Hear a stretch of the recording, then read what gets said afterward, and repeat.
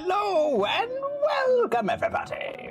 It is I, ALvl1Wizard, here to greet you on this fine and magical start to our week. Hello, greetings, salutations. How's everybody doing today? Ah, goodness gracious. Sorry about the, no stream yesterday. Thank you guys for understanding. Had some, personal emergency happen and everything, but it's all fine. It has been handled. Everybody is fine and safe and good to go, and we're back to our normal schedule. But I appreciate your understanding that. Been a long day though. How you guys doing? You guys ready for a little Dungeons and Dragons? Ready for some shenanigans? See if we get into some more Scooby-Doo hijinks.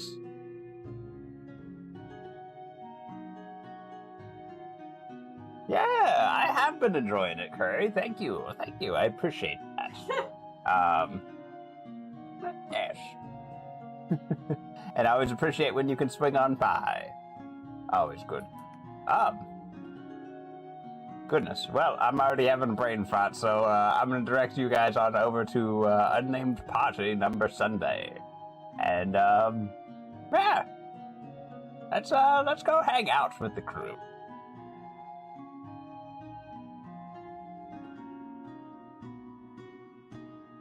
Hello? Hello. Hi, everybody. You're just in time to weigh in on the sandwich discourse. Doesn't a Go ahead. burger imply ground meat? A burger does not necessarily imply ground meat. Yes, ground beef. Honestly, it could be any kind of meat. You said ground beef, right? Or ground meat. Yeah, doesn't that like a burger, like when I think of a burger, I'm thinking ground beef. I would say yes, it is most associated with ground beef, because like most of them all are raised are like the cow burgers. But I mean, you can have turkey burgers, you can have like chicken burgers, you can have salmon burgers. But It's all kinds. you're quantifying them by it's a turkey burger, not just a burger. Yeah, no, I think I would definitely say if I just heard burger, I'm expecting beef. Well, if you want to go back to the history of food, the burger was actually started as a sandwich form of a Hamburg steak, which was using ground beef, so... And history is never wrong unless I want it to be. Exactly. Okay, but can we talk about the definition of a sandwich for a second? No, like we'll never get into actually. that. God, no. Well, thank you for DMing for us, Fallen. No to me, chat. That's what we're here for. You do it for Crooked Moon. No, you do it for Icewind Dales. No, I do it for Crooked Moon, you do it for Icewind Dales. Right. Yeah. So, as your Dungeon Master for today, hi!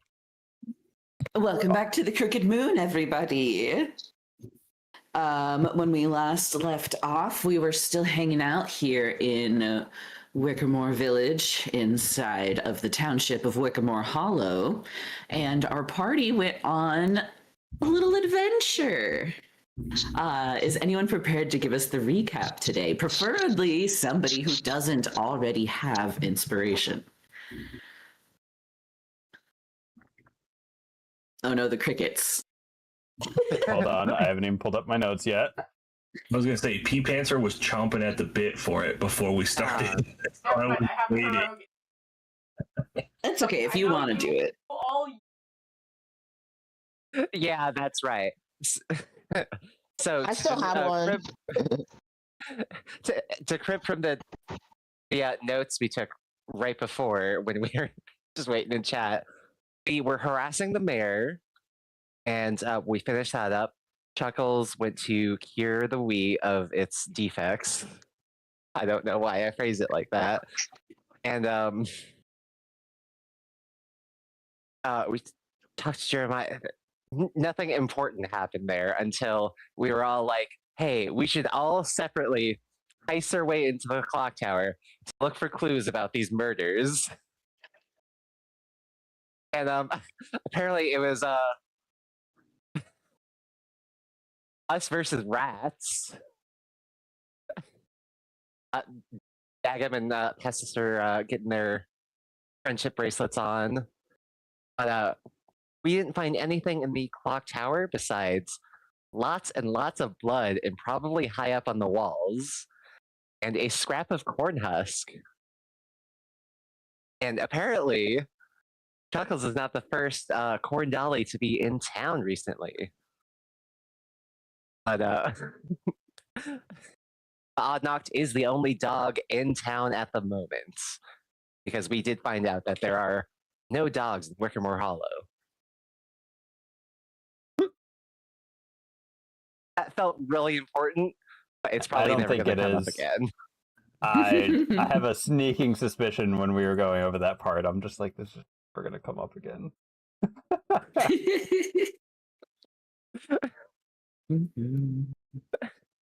We just have to constantly explain our dog-based metaphors to the people of Dreskenwald. Yes, exactly. And then we all had our week-long downtime activity. Chuckles was playing barber surgeon in the morgue for some reason. Apparently, that's the only healthcare provider that people actually trust. Pestis, what did you do? I was hanging out with my familiar Spawn, teaching him a version of Morse code so he could communicate more effectively. Ignoring that shit.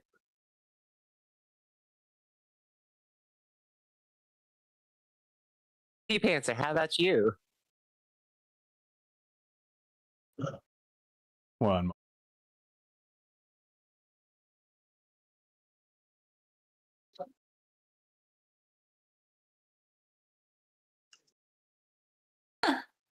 No, you're popcorning.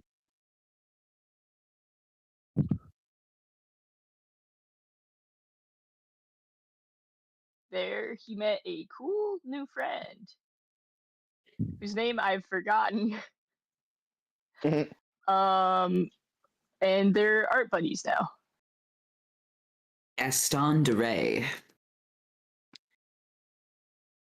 Aston? Gaston. Gaston Doray. Gaston. You can always trust a Gaston. The troubled painter who's been commissioned by Miss Dreskenwald for new artwork for their home. Yep. Mortal, what did Oddnock get up to? I engaged in black market dealings. I'm building a communications network. I buy and sell information now. And Wiz, what about Dagum?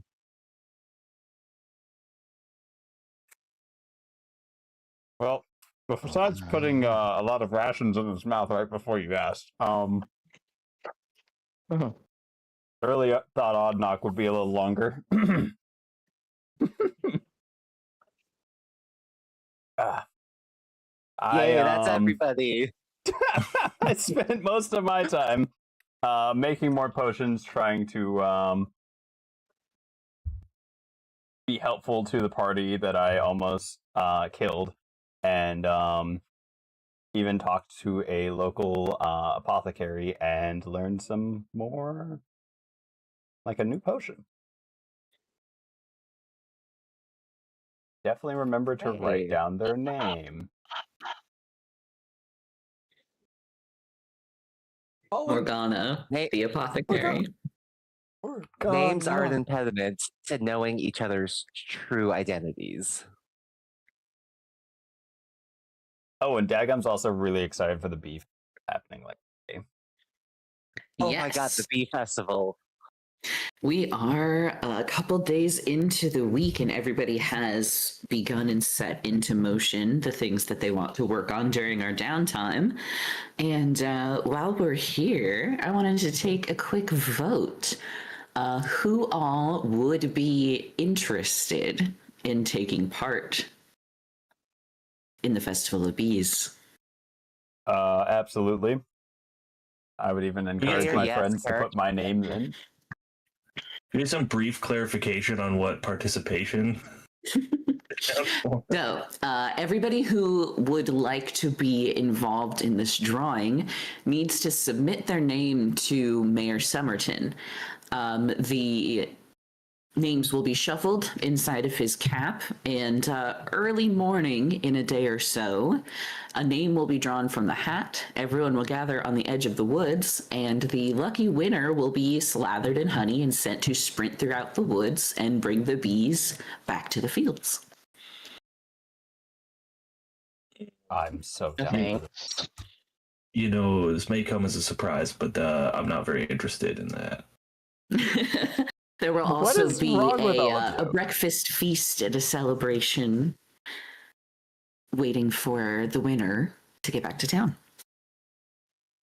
I think that sounds like possibly the worst use of my time I've ever heard. Yeah, I could just pay and get a breakfast feast. I don't need to do all that. You guys don't want to be smothered in honey and go hang out with bees? Nah, What? we wouldn't want to accidentally make it so you didn't get picked for that. Mhm. Oh! Okay, yeah, you guys are such good friends. This is why I Mhm. made everyone a doll. More dolls. No, just the dolls you already have. Thank God. It can take even more dolls. It's PTSD. No. No, the dolls. I can only make so many dolls, PTSD. like, per day, so I gotta kind of limit how many dolls I'm handing out, but I would like to befriend everyone. Well, you know, give it time, I guess. You gotta let these things grow naturally.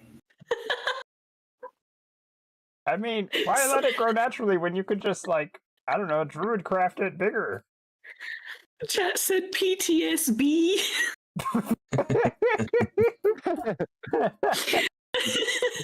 Sorry, that got me.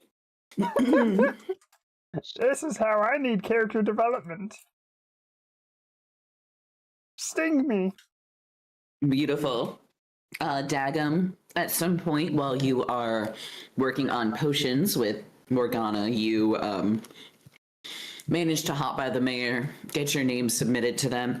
The little slip that he asked you to fill out asks for last name and then first name. Does Dagum have the concept of that? Dagum's going to put EA as the first name and Gum as the last name and hope that works. This form reads Gum, comma, Da. Yeah!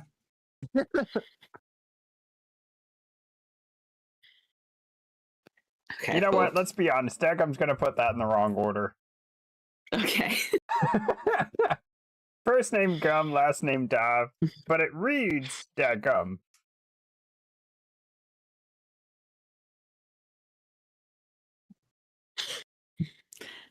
Cool. You guys have a little bit of time here in the middle of the week to catch up with each other. It is pretty early or late in the evening, about midweek on the equivalent of Wednesday.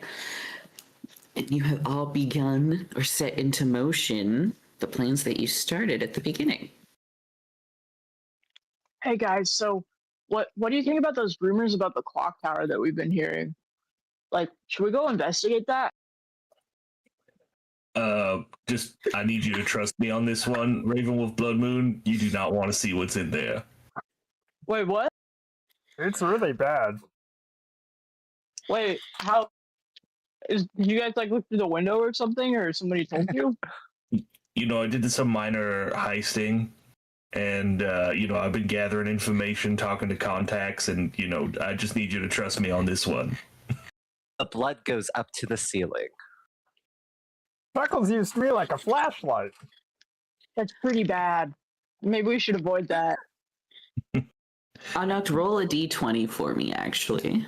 In a Me? couple days. Yeah, you set your plan, your information network, your web of spies and bribery into motion a few days ago now. So let's see if you hear anything. All right, Or just a like web raw of dirty D20 lies. is a 12.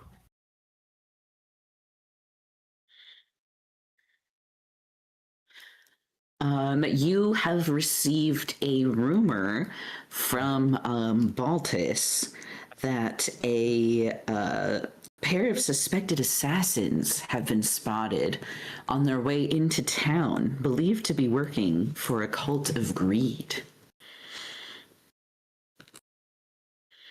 Okay. Is that all I got? No, like, identifying features or anything? That is it. All right. We got to keep an eye out for any new people.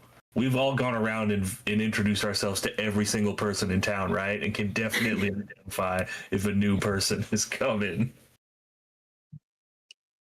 Yeah. Anna, aren't we new to people? Oh, shit. All right. Which one of you is a cultist of a cult of greed? Is this right? Am I? Dago might be the only one I trust not to be in it. Oh. I'm gonna be really honest here. I don't remember. That's exactly what a cultist of greed would say. Do I look like I'm greedy, like I have wealth? Well, you know, greed comes in many forms. I don't know what you have ferreted away in that creepy little fanny pack. Oh, fair Besides enough. the raw meat? Yeah. Pretty sure I saw a human arm in there one time. No, don't start rumors. All right, but for real, we should probably keep an eye out, because that would be bad. Unless it's a lie, and then don't worry about it. But, you know.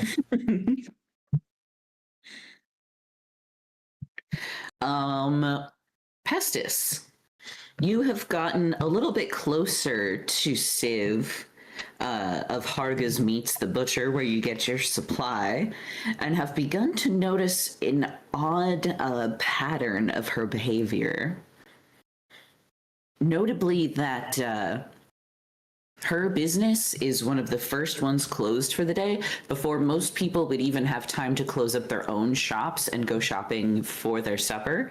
She opens as soon as it could be conceivably considered morning, and then is gone as soon as the last whispers of sun are gone from the sky. So like pretty early in the afternoon, almost just past noon when the sun begins to set here, her shutters are drawn, her business is closed, and there's silence coming from her shop. So it's been kind of annoying to be able to catch her in that right window as you're doing your best to teach Spawn Morse code successfully. Uh-huh. Hmm.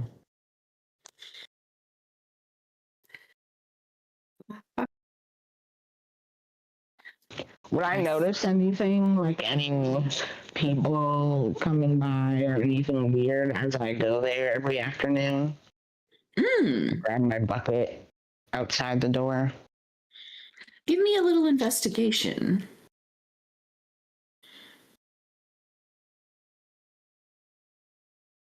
Oh,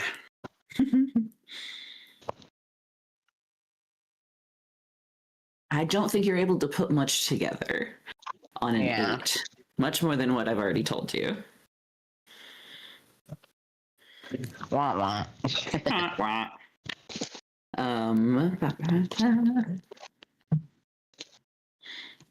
it passes into evening. You all head off to bed or to whatever you will be doing until it's time to go to sleep. And the night passes on by. Pretty deep into the night or early into the morning. It's really hard to tell. You all begin to hear the sounds of music coming from the square. A kind of humming, thrumming,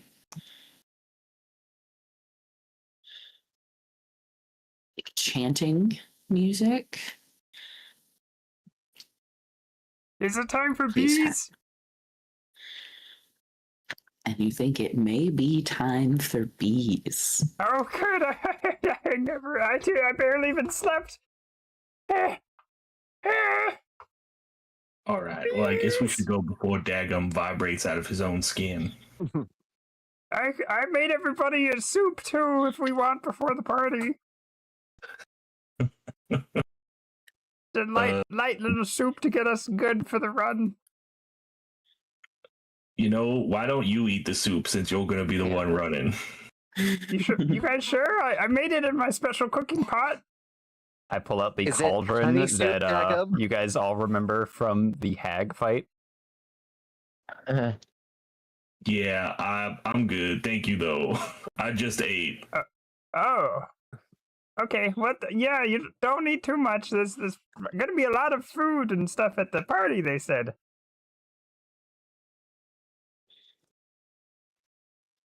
What did you make this soup out of?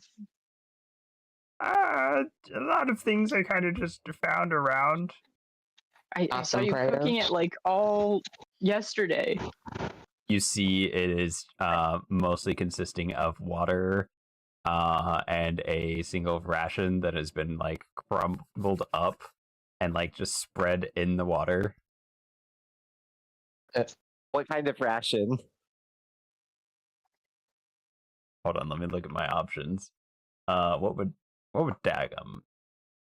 I think Because I'm just picturing the contents of like a box of hamburger helper. I'm thinking more of Scribbled on like top.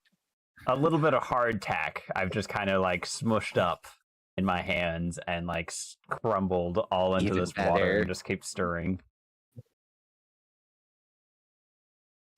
Red soup. You basically just made dumpling soup.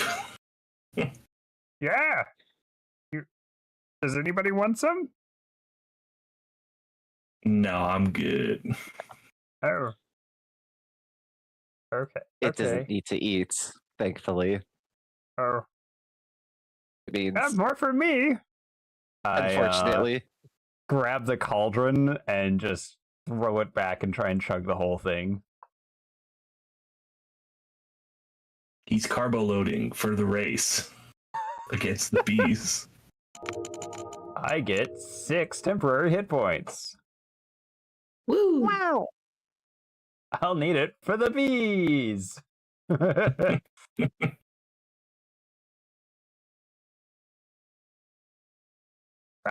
that was filling.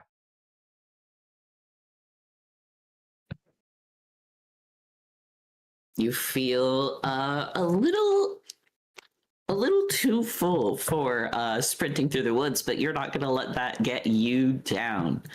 Mayor Somerton has gathered the township around the square here, and the smell of sweets and bread and candies. You even smell like some breakfast meats being grilled out on a corner. Alda and Baltus are manning like different hot food stations. Everybody's celebrating. There's some dancing around the trees. And there's even more people than are depicted here. These are just the people that have miniatures. Names. Yeah, basically. There are at least like 50 people gathered here in the town square celebrating. About half of them appear to be have you guys ever seen those depictions of like the medieval beekeepers? with just like the tunics and then the wicker covering their faces. Yeah. Yeah. Mm-hmm. A lot of the people here, any of the ones who wish to participate in the run, seem to be donning some of these clothings. And you see Sister Rain, as well as Theodora over here, passing out extras, more tunics, more decorative wicker faces. They are like kind of intricately detailed, some of them depicting the features of animals, some of them with different like comedy mask styles, all of them very delicately and intentionally hand woven here for this festival.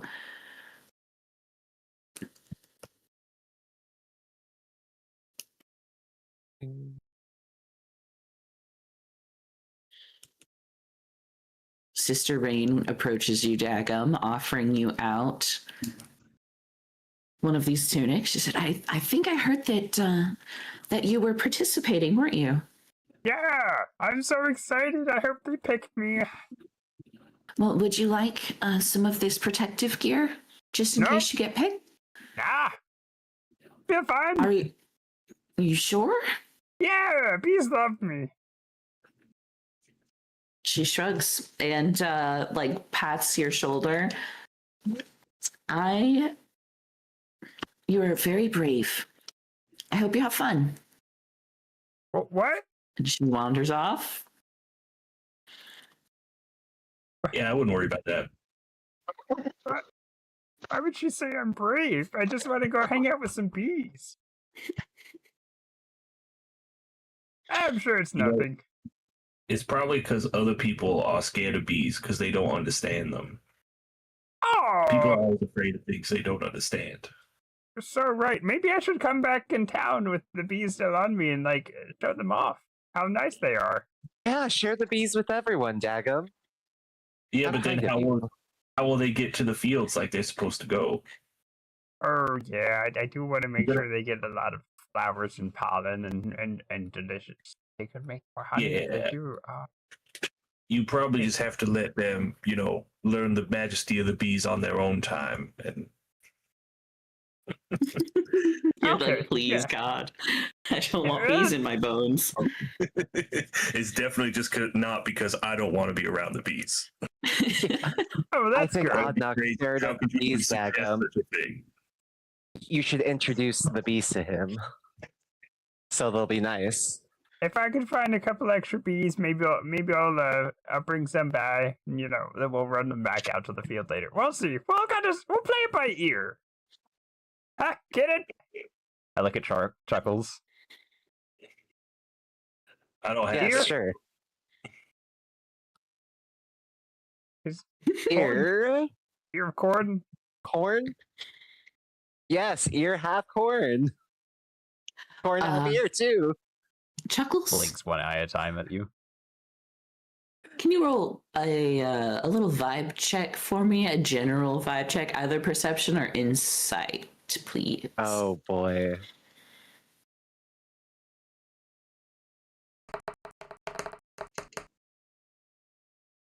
Six. No, 8. Another set.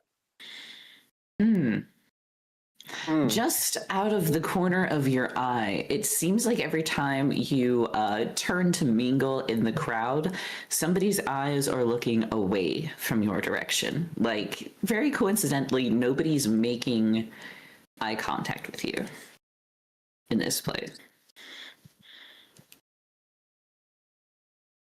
That's a bummer.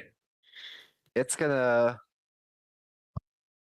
What time is it right now of day? Oh, incredibly early morning or incredibly late night. It's like that cusp where it's hard to tell. Where you're either way, you're like, God damn it, it is 3 a.m. right now. Yeah, basically. I think Chuckles is just gonna go back to its room.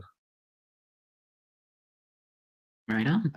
You hear the shrill ring of a cowbell being rung in the center of the square as Mayor Summerton calls, all right, all who wish to participate in our little spring drawing of the bees. Please gather in the square. We're going to do the drawing forthwith. There are quite a few people. Alda would not. She's an old lady. Baltus thinks he's young enough. Sister Rain steps back. Theodora steps forward, as does Randall, Rusty. I'm gonna win the grand prize. How if I take you down? Hi, bestie. He like claps forearms with you and does the like bro, like we're ready for this handshake. Yeah. Yeah. You and me, friend. We're going to get both of us into the, no matter who gets drawn, are you coming with me? Oh, absolutely. We can either lather up together. Hey.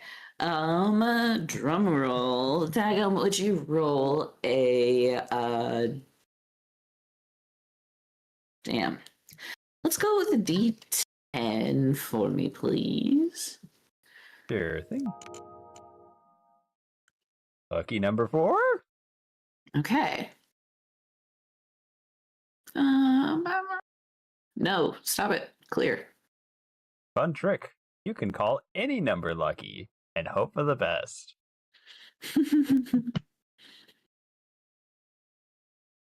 Actually, all numbers are lucky.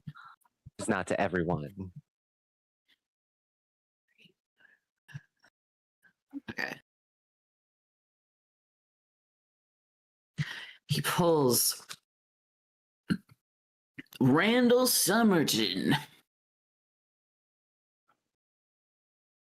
I'm honored to partake in this. This is the barber surgeon dentist that I don't think Daggum has met yet. Once again, I say, who the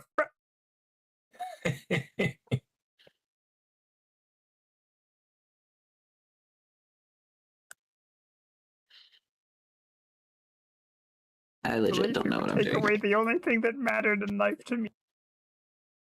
Says I'm honored to be drawn, but as I did not submit my own name, I would like to open up the floor to any volunteers. May you please? May I volunteer? Us? Rusty like clasp hands with Daggum, and you two raise up into the sky victorious. Well, we've never had two folk. Twice the prosperity, and the town applauds. Okay, everybody, let's head over to the edge of the woods. If I had to describe it as somewhere below V15, we will move the celebration over there. Goodness, I love that part of the town. As everyone walks over, I just lean over to Ravenwolf Blood Moon and I just go, I wonder what happens when creepy cult aesthetic meets the power of friendship.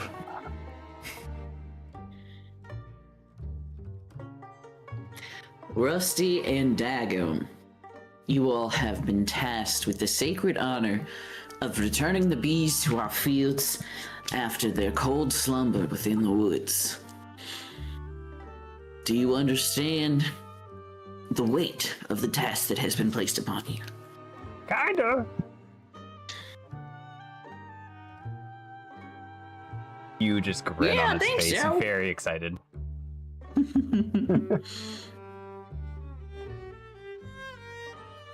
You are offered protective suits in this town. Do you accept or decline? What are you feeling, Rusty? I think that suit's just gonna get in my way. I could have said it better myself. He gets me.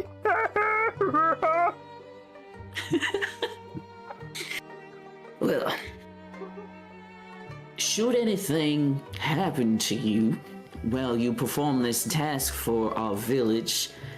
Do you have anyone to whom you wish to bequeath your earthly possessions?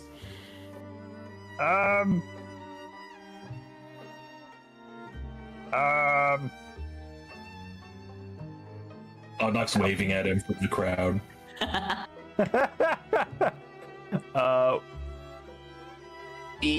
Which one's the?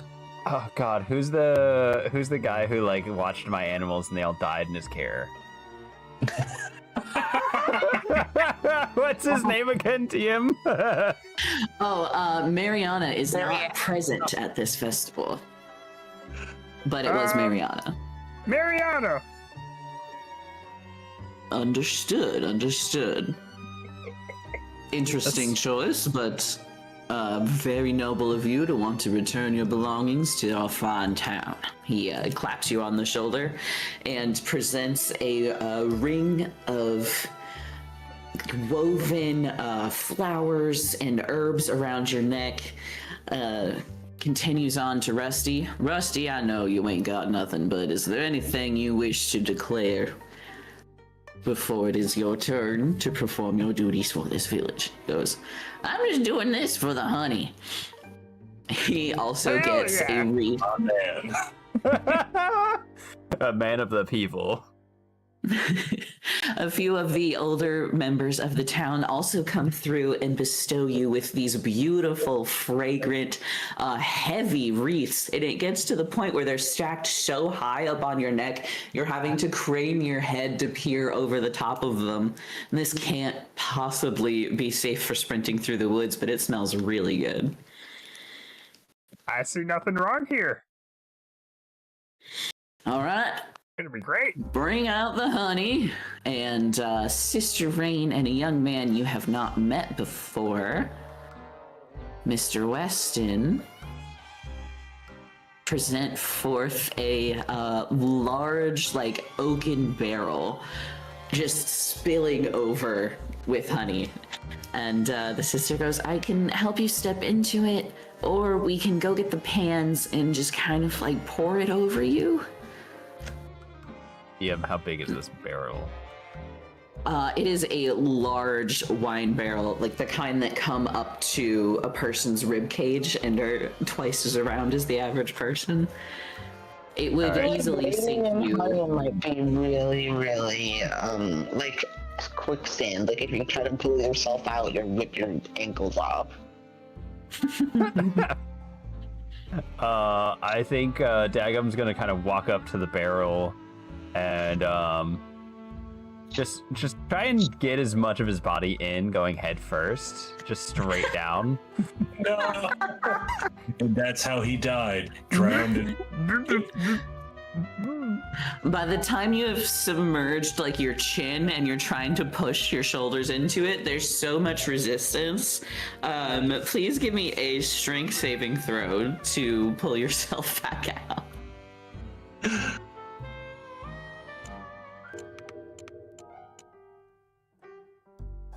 12. Dirty 12. Does Dagum, how long do you think he would struggle here before he starts actually freaking out? I think honestly the moment like he can't make any forward movement to go deeper in, but then he also can't make any movement to get out, he's instantly gonna start panicking and flailing and screaming as well.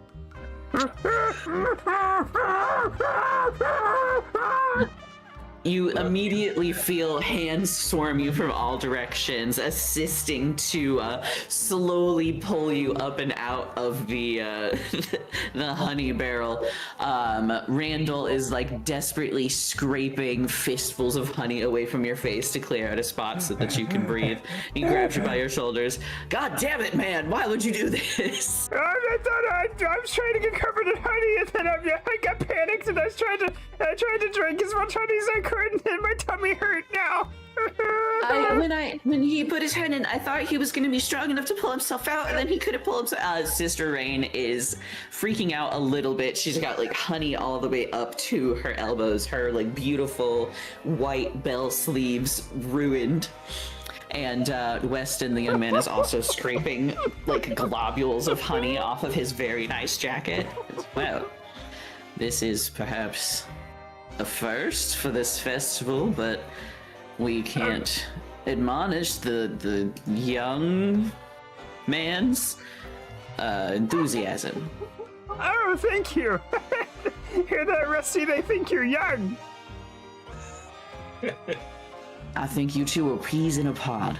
And Rusty holds out his arms and raises his head to the sky like he's T-posing and praising at the same time, and he says, "Douse me!" Sister Rain and Weston get like little saucepans and begin pouring the honey over Rusty until he is pretty consistently covered. Rusty then clasps you around the shoulders and pulls you into the strangest, stickiest hug you have ever received. He says, "Do we do this hand in hand, good friend?" There's no other way I'd like to do it with you. Man, it's getting spicy in this celebration. What? No, it's honey's not that spicy. It's more sweet. Yeah, have you never had honey before? And they take off into the woods. Mayor Summerton raises a flare gun into the air, cracks it off, and Rusty and Dagum are gone. The only evidence of where they've been, a slightly honey-shaped like ring in the woods as they haul ass through. After our two heroes are no longer seen nor heard in the woods, the people begin cheering and singing and dancing, sharing in sweets and like small presents that they brought for each other. And a kind of decent amount of time passes before you all hear from the runners again. So I'm just squeezing everybody together over there. Rusty and Dagum. You take off in a direction just kind of pointed off by the townspeople, and very quickly the sprint pace that you have set becomes impossible.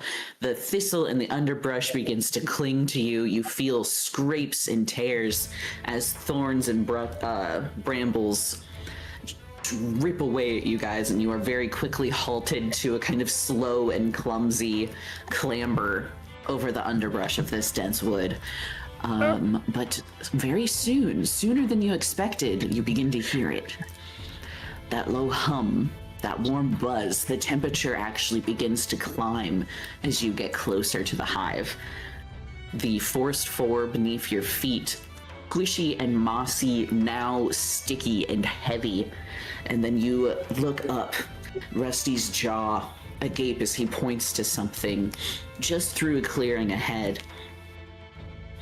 The hive is the size, if not bigger, than some of the houses that you have seen in Wickamore Hollow. Oh, God. Above you, what little light is filtered in through the woods is gone as the I don't know how to describe it. You know how there's like when there's like a mosquito in your ear and it's the only sound you can hear is like the wings beating so fast that it's buzzing? Mm-hmm. Imagine that, but if the bee were the size of a helicopter Oh, no. over the head of the clearing. Wizard's like, oh no, Dagum's never been more excited in his life. Ah, there they are. Okay, so now that we're here, I think all we have to do is like get their attention somehow. It's early morning. They should all be sleeping and making honey and all of these things. Do you have an idea? I was just thinking we throw rocks. Oh, well, I mean, we don't want to hurt them or anything. Oh no, just like at the hive. So then they chase yeah. us.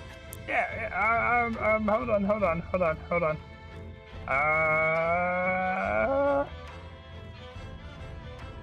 Can you give me like 10 minutes? 10 minutes. Yeah. Do you think they'll smell us in that time? You might. That'll also work too.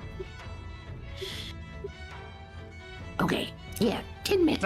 It's not like we're need to trying give to you be 10 stealthy. minutes? Yeah. I can buy us 10 minutes. No. Yeah.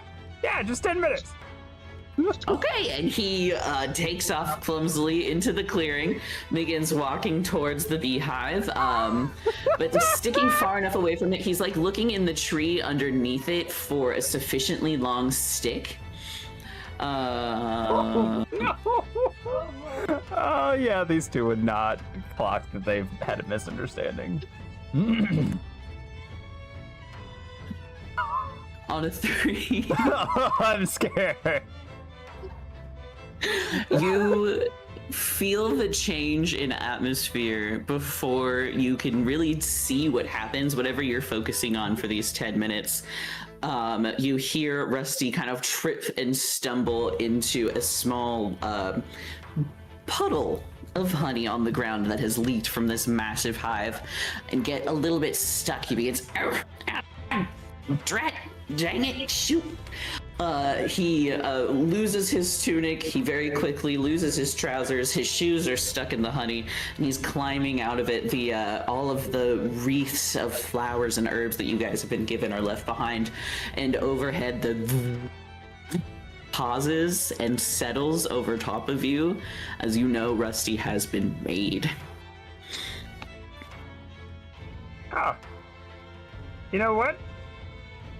You know, it all kind of works out the same. I suppose I don't need... I'm just, I'm going to use a spell slot I've decided, actually. I need to hurry this along a little bit. I'm going to cast Speak with Animals. What do you say to the bees? Hi, friends! So far, We've come one to bee. offer you so much honey. If you guys come follow us, we can also take you to the meadow. Hi, friends! Good morning and hallelujah!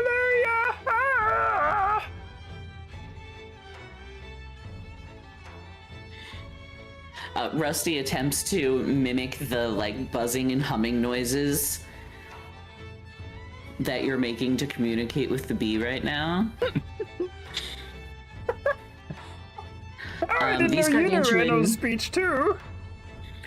He's more going like, town honey, follow honey. He's like doing a weird baby talk to the bees, trying to mimic you. The bee turns, finally noticing you.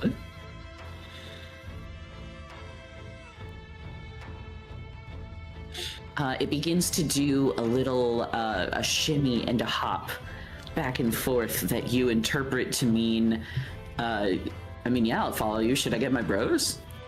Yeah!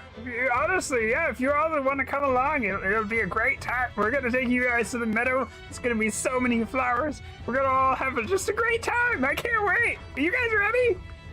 If you want this honey on us, you can have it. We brought it for you. Yeah! And then you hear, as a swarm of these massive bees. The smallest one about the size of your average sedan, the largest one blotting out the sky as it flies overhead. All right, guys. Wow, you guys are bigger than the bees I'm used to, but that's fine. The more the merrier. Come on down, everybody. Follow us. Man, the last guy who broke into our clearing, we thought he was trying to get our honey. Let's go! Oh, goodness. No, I'd never steal from you guys. Rusty, let's run! Yeah! You and Rusty haul ass through the woods. A little bit of time goes by, and as the party is beginning to quiet down, you hear the sounds of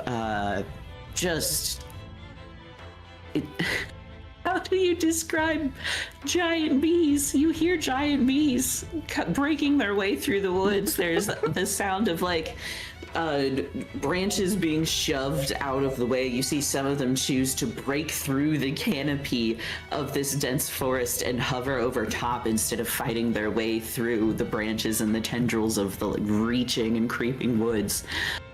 You lead them back to the town. Rusty, hand in hand with you, takes your bee parade all the way around the party and over to the fields where a jaw agape Jeremiah sits on his porch with Hilda as the first peaceful swarm of bees floods the town. I'd like to wave at the party as I'm running by, being chased by gargantuan bees. Hey guys, look what I found! It's the words! In the most Disney possible way, a small herd of children begins forming like a marching band procession behind you, cheering and throwing handmade bee-shaped confetti into the wind. The adults are like arm in arm, hooked, walking down the street and singing their celebration songs. This is the most pleasant Bee Reunion Festival that has ever happened in Wickamore Hollow, and you are being celebrated as a hero. I always knew he could do it. And I think that might be a good spot to take a break if we have ads approaching.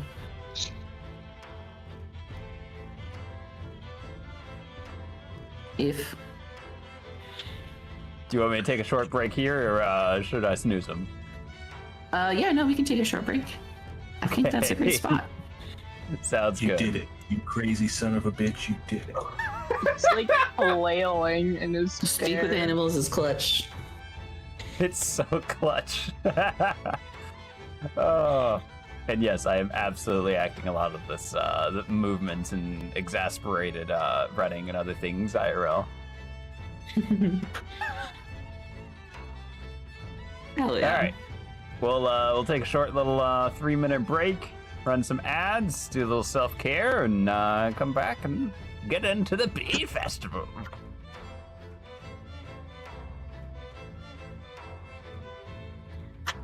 Woo. Alrighty, Wizards, I will see you all very soon. Make sure to behave and have a good bee rest. See you soon.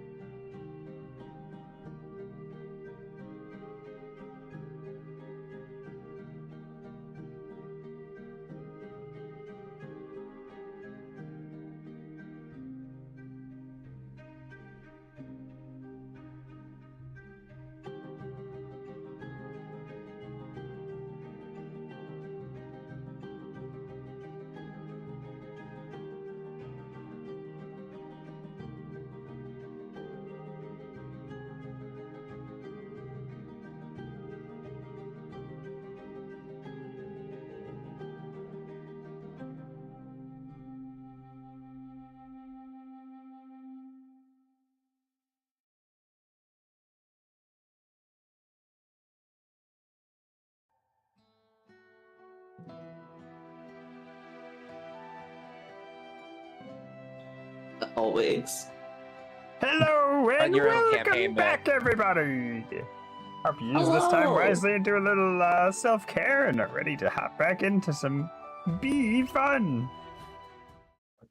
Oh, I cared for myself, all right. Oh god damn it. I accidentally lifted the arm off my chair. Hold on. I don't even know what to... I'm gonna cue the music back up. There we go. Hi guys, welcome back. It's bee party time. It's a party. Ain't no party like a bee party. So Dagum and Rusty. Huh? You mean the heroes? The heroes of our town. Hold on. You know, after what happened earlier, I was going to make this joke, but now I feel like I have to. I'm going to start campaigning for Rusty for mayor. He canonically Amazing. could fix this town. Like, did you see the way that they volunteered? They love the old ways. They love this town more than anybody. Look, they brought the bees back and nobody died. Give me a persuasion Rusty, roll 27. with advantage for the incredible performance of Dagum and Rusty, Hell yeah. who would have probably been hunted and stung by these massive bees if you didn't speak to them.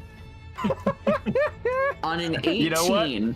Worth a level 1 spell slot, I suppose. On an 18, you're able to convince several of the younger members of this town that change would be good.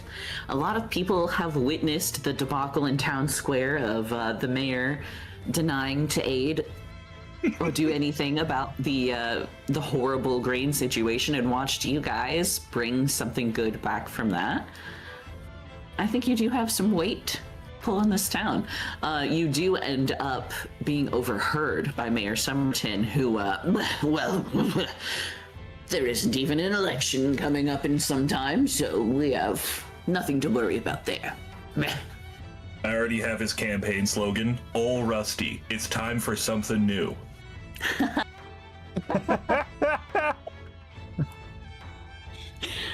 Mayor Somerton is the only member of town to abandon the festival celebrations early. The rest of you are welcome to party and partake and feast and dance until the sun comes up. By that point, a lot of the townsfolk are ready to go and begin their normal days.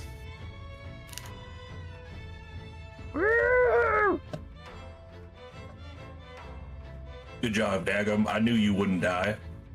Thanks, me too. I almost died from drinking too much honey, though. Yeah, you gotta be careful about that one, otherwise it'll come up and get you. That's why I go with the pour-on method, and I get more in the pockets for later. Oh my god, you're so right. My pockets are filled. Rusty, you're such an outside thinker. You really, you approach problems from different angles. Have you ever considered politics?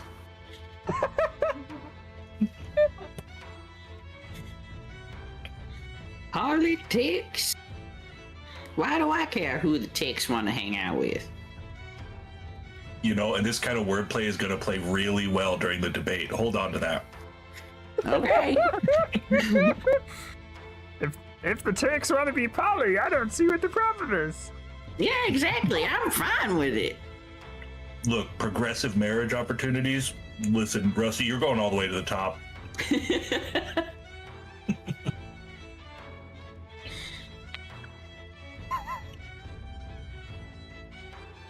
Oh god. I went from being an information seller to now I'm going to be the power behind the throne in this You're town. going into local politics. Yes, please listen to my advice. Oh no. We gotta get the Druskinvalds to start bankrolling this. We need signage, we need pins, we need buttons. Everybody needs their worm tongue arc. We all knew it was eventually going to happen for Odd Knock. It's the next level of gambling. Is gambling by, you know, owning a politician. The absolute second he got within even a mile of any real power, he was immediately going to go mad with it.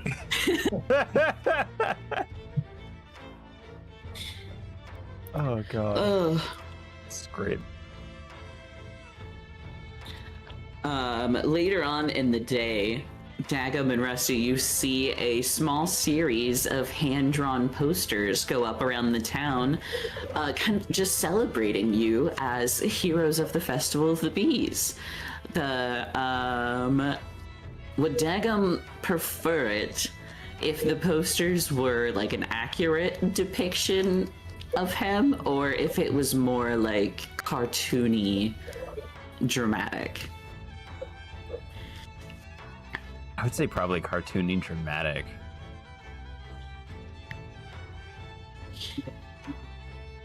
Your character next to Rusty is portrayed as the size of a tower. You are as large as the Dovecote. You portrayed as like covered in a halo of your little handmade dollies, and your kind of shaggy, scrappy, sewn together earthen clothes are more muted in this style. And Rusty is depicted as having one eye that's about the size of a pinhole and another eye that's the size of a dinner plate, with fiery red hair and a beard that goes to the floor. And these go up all over Wickermore Village. Hell yeah. Damn, Rusty, we look good. Can I commission one where they're both just like super ripped? Like, like boldly, like Washington crossing the Delaware, but the two of them leading the bees. With capes of flowing honey. That one goes up.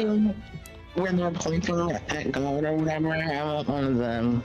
Oh, the Sistine Chapel? Is that the one on the Sistine Chapel? Yeah. Yeah, okay. It is Rusty and Dagum embracing each other in like a brotherly love, like the like the Soviet and Asian propaganda posters from the 50s, where they're all just like a little bit homoerotic, but like very friendship coded. It's the two of you clasping hands and reaching up. And where God's hand would be reaching down to you is the stinger of a massive bee. Yes! History books will say that me and Rusty were roommates, that we shared a bed to save money, that we shared rings to also save money.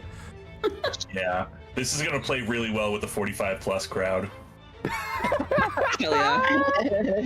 Very They're lesbians, Harold. Oh my goodness. The rest of the week plays out somewhat uneventfully. Dagum, everywhere that you go, going to spend the night in the inn, your bed's already been paid for, your breakfast has been paid for. There is like fresh spoils put into your bedroom at night. You wake up covered in gifts of flowers and little toys made by the children. You are gifted like jam jars and sweets and breads. Your room is overflowing with presents from the people of this town. Oh my god, this place is wonderful. Yeah, we were wrong. We don't need to burn it down on the way out. Now, Obna, the next day, instead of a pair of strangers coming into town, you get word of a single man pulling a hand cart behind him and promising gifts to all those who wish to participate in the lottery. All right. I'm there. A balding gentleman with a very finely waxed mustache tips off his bowler hat and bows before you. And he says, "Now my name is Micah Finch, and I am here on behalf of the Wickermore Hollow lottery winning system. The way that it works is you put your name down on this board here, and at the end of the week, one lucky winner will get a prize at the behest of all the unlucky losers." Ooh, I do love to see that. I'm definitely gonna put my name in, but do I see an opportunity to like add my name in like 6 times? Give me a sleight of hand. You are given almost a clipboard-sized form to fill out your information on it. It is asking you for your name, where you're staying, what your ideal lottery winnings prize would be. Ooh. All right. Can I try to? So I have minor illusion.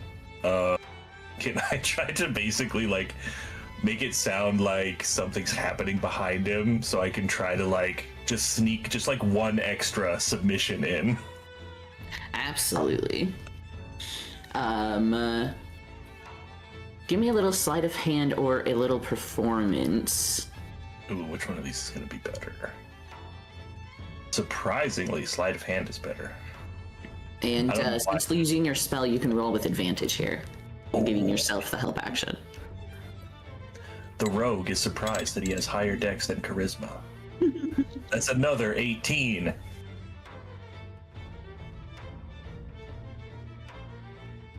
Versus his perception. You get away with it. You are able to enter your name twice. Do you write Odd Knock Sinclair, or is there any deviation between the two forms? So one of them is going to be Odd Knock Sinclair, and the second one is going to be Janine Derulo.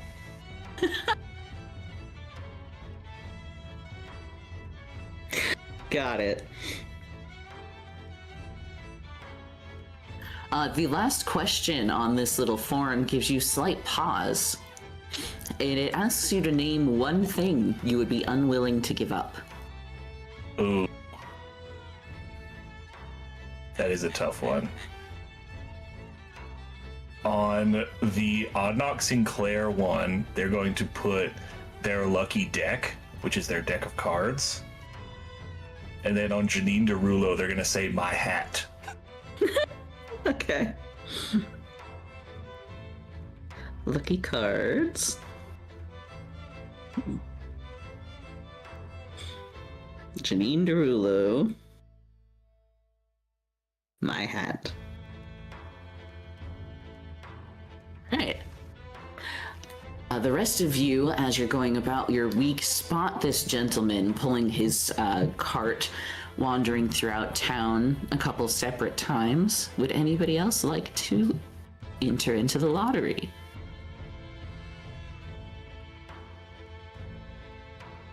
This is a lottery for what again? One winner will get a prize at the expense of all of the losers. Yeah, I do not like that. I'm good. I think I'm good. Some things don't have the price of gold. Pestis? No thanks. Chuckles? Now, Chuckles is holed up in its room with all of its collected mirrors. It's currently sewing that patch of corn husk into its stomach, That's insane. hoping for some connection to this other Look. half. Freaking Leatherface. Absolutely. Okay. Its other half?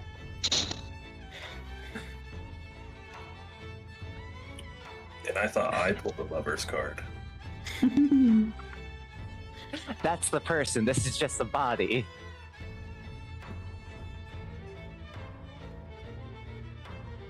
I'm like in real life doing that like gif where the thing is like side eyeing the other person.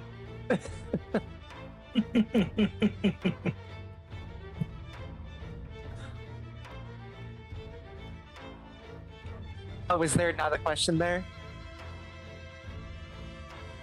Sorry, I was looking for something. I was hoping you guys would chat for a second. Oh no, I have a lot of questions, but Raven with Blood Moon doesn't know about this, so.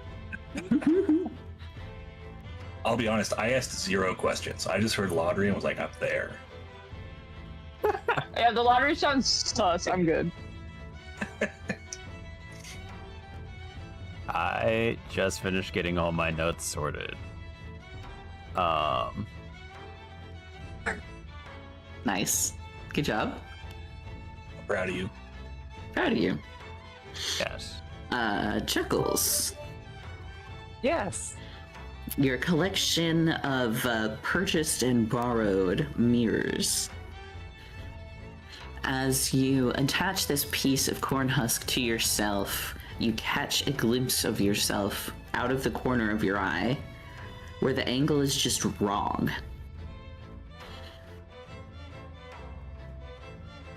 Gosh. Wrong how? Not looking down at your hands as you are painstakingly attaching this wisp of husk, it is rather looking back at you. And the angle that this mirror is held at, it's just wrong. It shouldn't be your eyes looking at you. Even with you looking directly towards it, it should be the side of your face or a little bit above you. You see a wicked grin break out across your face. Ugh. What face? It's just staring malevolently. It'll rip open, like cut with a knife. What time is it? Oh, good question. Probably still morning. Morning. Oh, Day after like- the bee festival. so is it like people getting into their daily routines yet, or is it still, like festival time? Festival time has passed. People are getting into going back to their businesses. The children are running off to school. Just another Thursday, or equivalent thereof. Chuckles will put that mirror in its bag and then head over to. As you Maury's approach it done. to pick it up, you wait. Uh-oh. Wait. Talk to me.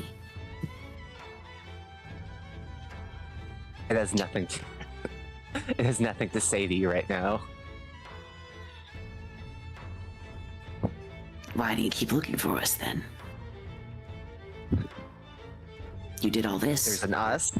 for us? It points to itself. It's trying to find you, or what happened in the clock tower. So you found what I left for you.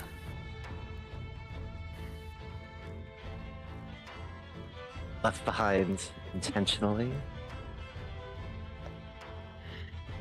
Maybe I miss you too.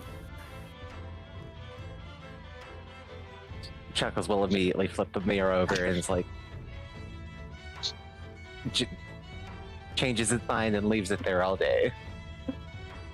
As you leave the mirror behind, you hear, "Wait, no, I have more to say to you." The door closes, and the connection is lost.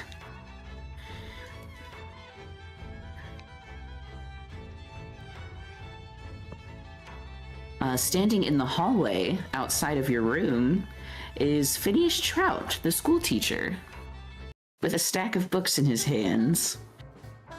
He looks kind of startled to see you rush out of your room. He goes, "I apologies. We nearly bumped into each other there. Are you okay?" It's fine. Sorry for the concern. Phineas. Must be going now. Wait, I have something for you. I remembered you guys had some questions when you first got here about different things. I found this book on duality, on insights of instances on duality throughout different adventures in history, and I thought you might be interested. Might be interested, yes. If you're heading out, I can. For the book. Okay, he hands it off to you. No, yeah. No, it needs something to do during the lunch hour while Maury's busy doing mouth stuff. It says as it gestures to its completely blank face.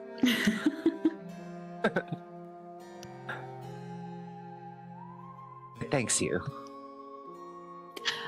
There's something fascinating in there on the gray in the realms of Edwardia here in Druskenwald.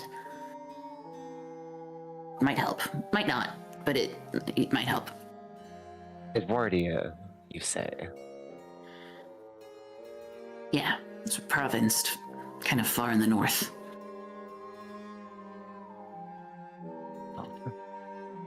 Home to some werewolf type folk, cursed with the gray.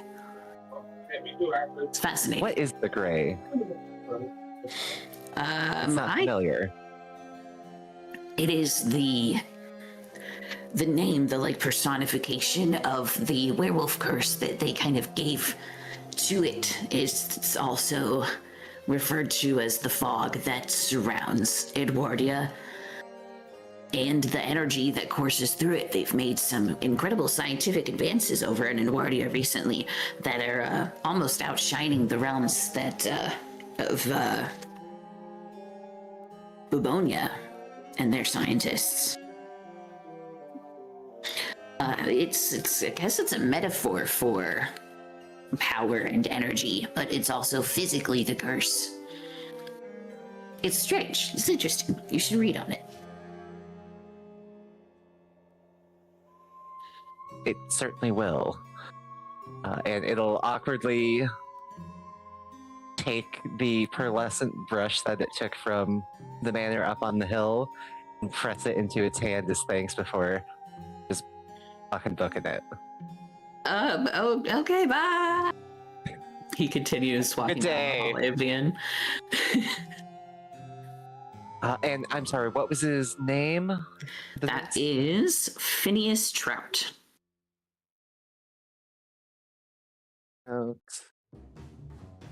He owns a small library and teaches the children of this town.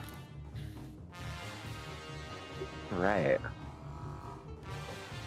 And it'll be a minute while I write this down, but...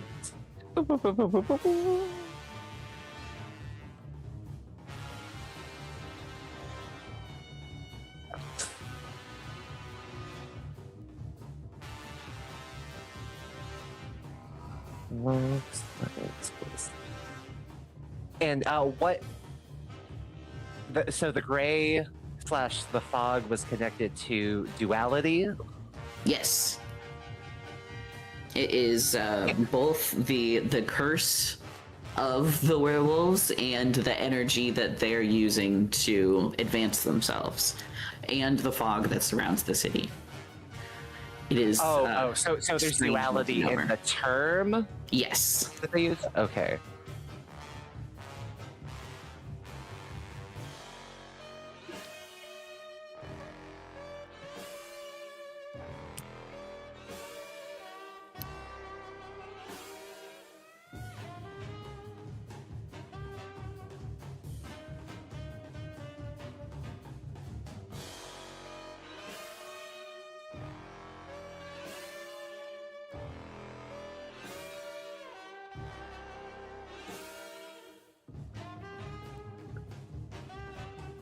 Is there anything else before Chuckles would have a chance to read the book? That was it. Oh, cool.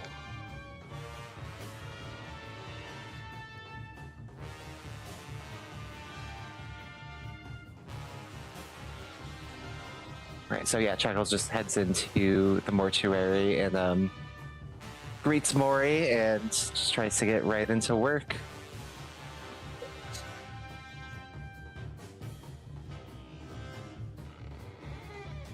Sorry. Going back to Wickermore.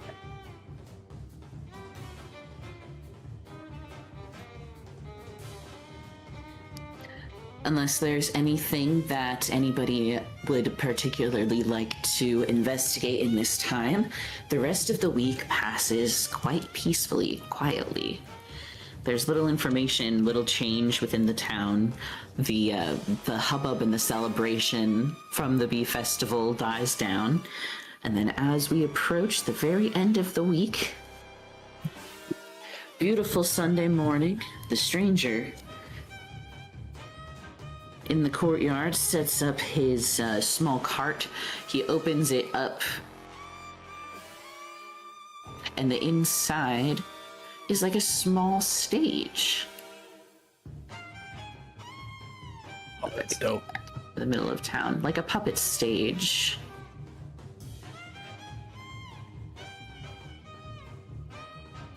And any who gather and any who pass by, this VTT thing annoys the crud out of me.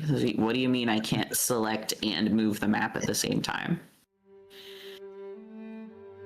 Well, my stuff is selected. I can only select. Okay, sorry.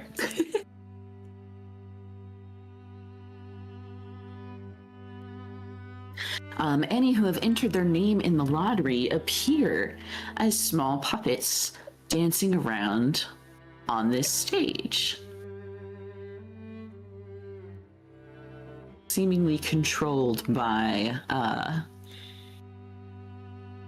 little mechanics rolling and pulling the strings on the top of the stage. There are 7 little figures that dance around here. Are there 2 little skeletons? There is 1 little skeleton, and is the name that you wrote down based on a real person? So, to Oddnock's mind. So if there is a facsimile of the name that Oddnock put in the running, it would look exactly the same to his companion's eyes who were with him in the room in the mansion where I told the cat the story of the pictures that he made illuminate on his card while he told the story of their life. Beautiful. Actually, I don't remember where was to know it, because that's Holly's house. Okay. So it would have been a young woman with sort of like very kind of brownish reddish hair.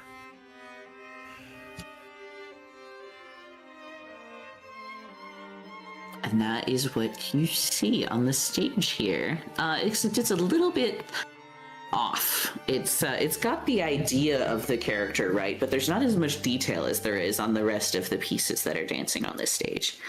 So, welcome over, friend. I thank you for participating in the yearly lottery. I only manage to get over here so often, and I don't always manage to catch travelers when I pass through. It's always just the regulars. Oh, I tell you, I'm quite excited to see this. It's not very often you accidentally stroll into a town and find yourself involved in a local festival. If you stick around this town long enough, you'll find yourself in the center of many festivals. Oh, well, it's nice to be a place with such rich culture.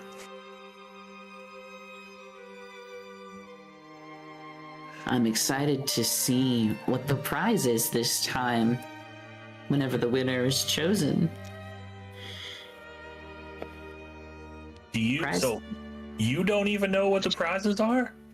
The prize depends on the participants. Oh, now that's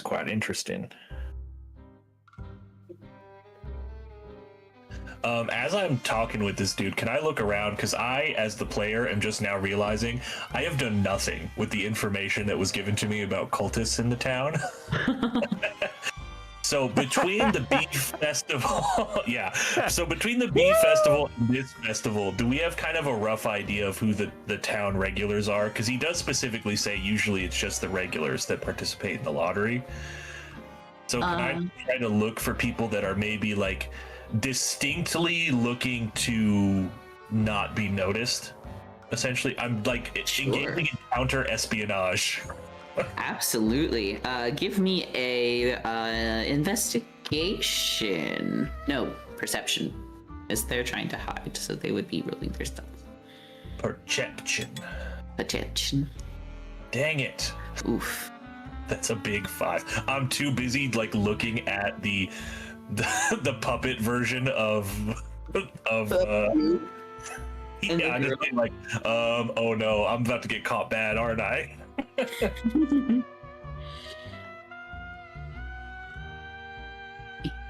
Scroll, curse you. You don't notice anybody new. At least not anybody who would strike you immediately outright as a cultist, and nobody that seems to be traveling in pairs. Okay. You know, I don't know if this counts, but canonically in my backstory, I was in a cult at one point. So, you know. So you know what to look for. Yeah. Absolutely. I know the vibes.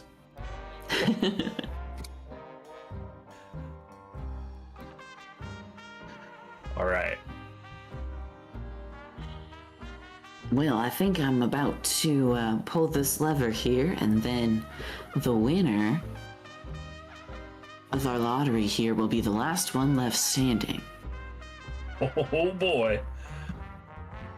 He winds up a crank on the side, and you hear the music kind of pick up in intensity. The 6 other figures dancing on the stage, they speed up, their limbs flailing wildly, the little tippy tapping. And you see the other members of town who have participated make it just in time. There's Theodora. There's Holly. There is a woman you haven't met yet. Beatrice. Is that this Eleanor individual? Or do I know them from Chuckles? Oh yes, Eleanor. I don't think you have met her yet. Let me see.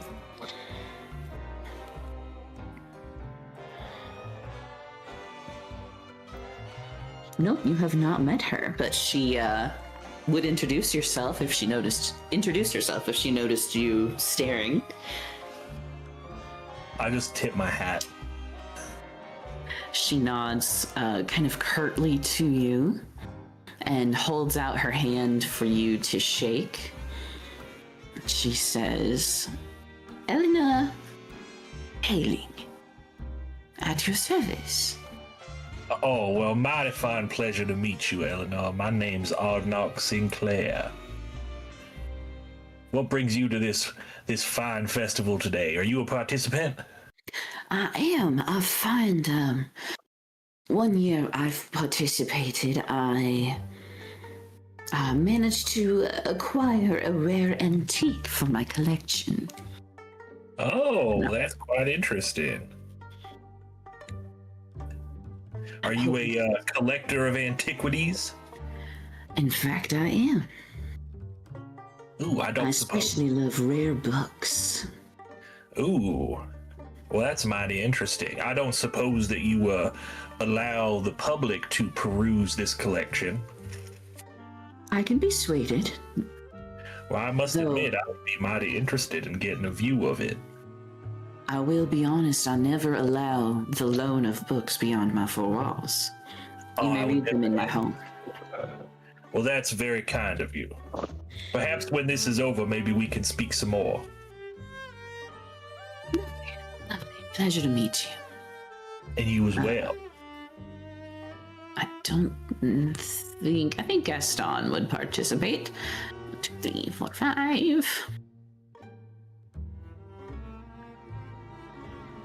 Is the music randomly cutting out for any of y'all? Said yeah. Okay. And Oswick, who you also have not met, gather to participate. Not old Rusty. Old Rusty has nothing to give, and so nothing for the lottery to take. Oh, I'm sorry to hear that. Yes. I give him an old Rusty for mayor pin. Rusty has one thing and would like to enter in the lottery. Look at him, he's so community oriented. He wagered his very last possession just to participate in the wonderful traditions of his fine community. Rusty, I've never looked at you in this light before. Rusty for mayor! Rusty for mayor! Kill the old mayor, switch him out now! Old Rusty, it's time for something new. Adnan, please give me a D6. Oh no. I'm scared.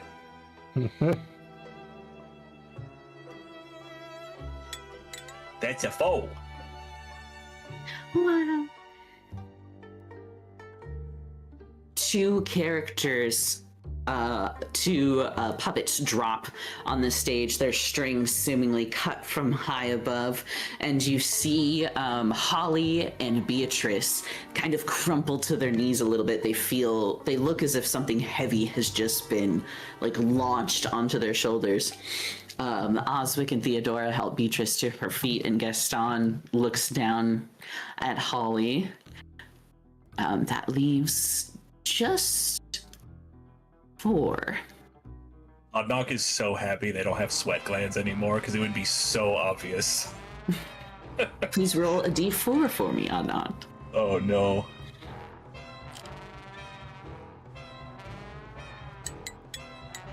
That's another 4. 4 seems to be lucky for you today. Theodora and Oswick now crumple, and it is just you and Gaston left, eye to eye. He holds out a kind of paint-smudged hand to shake yours. May the best win. I firmly grasp it and give him a curt nod. I say, luck to you, my friend. Give me a d4. We're just going odds or evens this time. Oh boy. That's a 3. On a 3, Mr. Adnan Sinclair is the winner of this year's lottery. And there's a small applause throughout town. You hear the little music box inside of this stage give you like a round of applause. Yes, perfect. At the risk of harming myself, what happens when the living version puppet gets dropped? There was nobody here, at least to this puppet stage's mind, to represent this person. So as the puppet with the false name that wasn't attached to anybody drops, you personally feel a little bit of like tug at your chest, but you don't have nearly the dramatic reaction that those around you have. You find yourself, your pockets feel a small bit heavier, in the possession of 25 gold pieces. Oh! Well, don't mind if I do. And your hit point maximum is increased by 5. Whoa, just like for the day? Looking around at the rest of the participants in this lottery, they all seem a little bit more aged than they did before they sat down here. Oh, What have you done to old Rusty?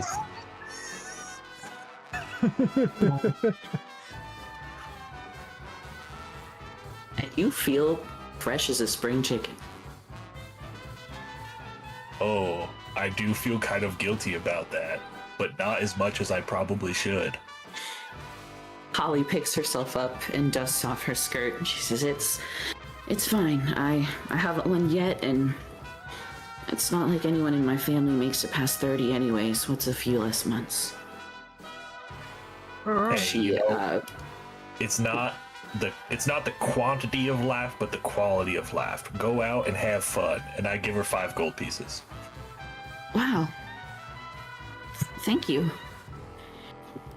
I think this is exactly what I felt get removed from my pocket when I lost.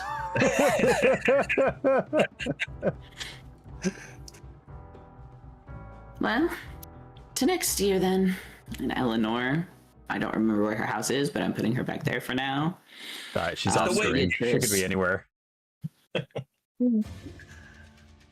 And Oswick continue to their homes as well. And Theodora stays behind with her hand outstretched to yours. She says, good win. Oh, well, thank you kindly. And I shake her hand. She squeezes just a little bit tighter than should be acceptable in a handshake. Can hear the delicate bones of my knuckles grinding together. Can it go to a more deserving man? Oh, well, that's mighty kind of you to say. I appreciate that. You know what? I got a feeling it's going to be all you next year. She pulls you in close for just a moment before walking off back to the post office. She whispers in your ear, roll a d20 for me. Ooh, boy.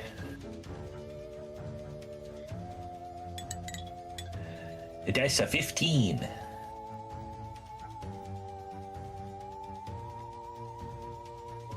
One of the hunters on the last trips out to the woods returned with a completely different personality, even walking differently than he did before, and whistling some new song.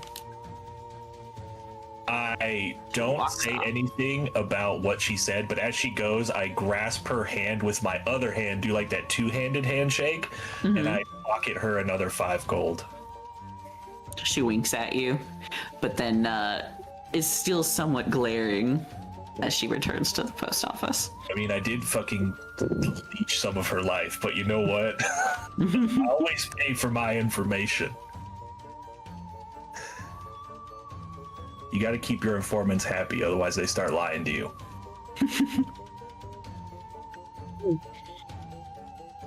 Before you can turn back around, you hear the creaking wheels of the puppet master, the lottery runner, continuing on his way out of town.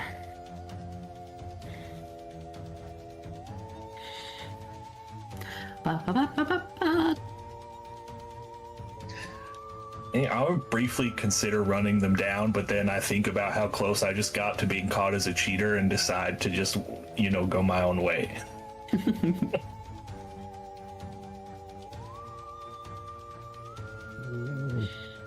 Across the courtyard here, you can see Jeremiah, the farmer who you assisted with the grain, speaking with a new face that none of y'all have seen before. He's sitting high up on a wagon being drawn by 2 not quite emaciated horses, but definitely not looking great horses. They are both kind of whispering to each other in hushed tones with worried looks on their faces.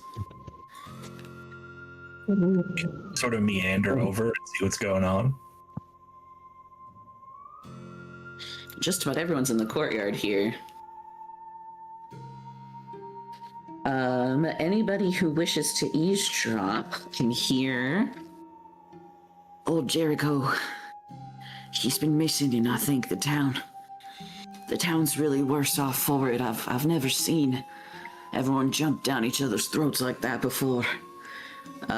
Jeremiah puts a hand on William's arm. He says, listen, man, you've got to be strong. You are basically the head of that village. You've gotta keep a strong face, keep a strong heart. Everybody's looking up to you. Jericho will turn around. He's a good man. I think I'm going to take that opportunity to just sort of saunter up, like just walk myself into their old conversation and just go, pardon me, my friends, but I couldn't help but overhearing that you might be experiencing a spot of trouble. Oh, yeah, I'm sorry. I didn't mean to make that the whole town's problem, but the man in the cart reaches down to shake hands with you. He says, my name is William Lodge. I run some of the farms over in Foxswallow, and Jeremiah here is my contact, and I was just letting him know that with the town in such low spirits and the cornfield so dangerous, we don't think that there's going to be many more deliveries from us for a while. With Jericho gone, everybody's in sour spirits. Now, if you forgive me my ignorance, who is this Jericho that's missing, and why are the cornfields so dangerous? Old Rusty pikes up from behind the cart. He goes, "Oh, Jericho Sticks is missing? Oh, that bastard was a mean old devil on the banjo. I can hear his licks on the wind if I think about it too hard." And William, and look, he keeps good relationship with his allies and neighbors. William takes his hat off and puts it over his heart. Says, "Old Jericho was a traveler that came to Foxswallow a bit long ago and really rose the spirits of our sour little town. He was a dear friend to all of us, and boy, his music could bring a smile onto any sour face. But a few days ago, he wandered off into the corn, and the ones that do that, they don't come back, or that come back is..." A tear forms in his eye and his lip begins to quiver, and Jeremiah kind of pats him on his shoulder as high as the shorter man can reach. He goes, "Listen, you don't have to think about the pumpkin heads. It's okay. We're gonna figure it out. Actually, you guys, maybe you guys can help figure it out. You've done so much. I mean, work with the Beef Festival was amazing. That's the first time nobody's ever been even injured, let alone killed. Maybe you can go with William here to Foxswallow and see what the problem is." I mean, we have sort of established ourselves of doer of daring do's around here. I will admit, if you'd be willing to sit down with my compatriots and give them the same information you've given to me, I think maybe we could, we might be able to do something, at least, make the trip over and see for ourselves if there's anything we can do. If it helps, I think almost all of us are already here except for Chuckles. Oh yeah, no one cares about its opinion. So okay, never mind. Oh, I didn't. I don't know if that's true. Well, but, no. Ravenwolf Blood Moon got left out last session. Now it's Chuckles' turn. Yeah. We go to a whole nother town without Chuckles. That would be insane.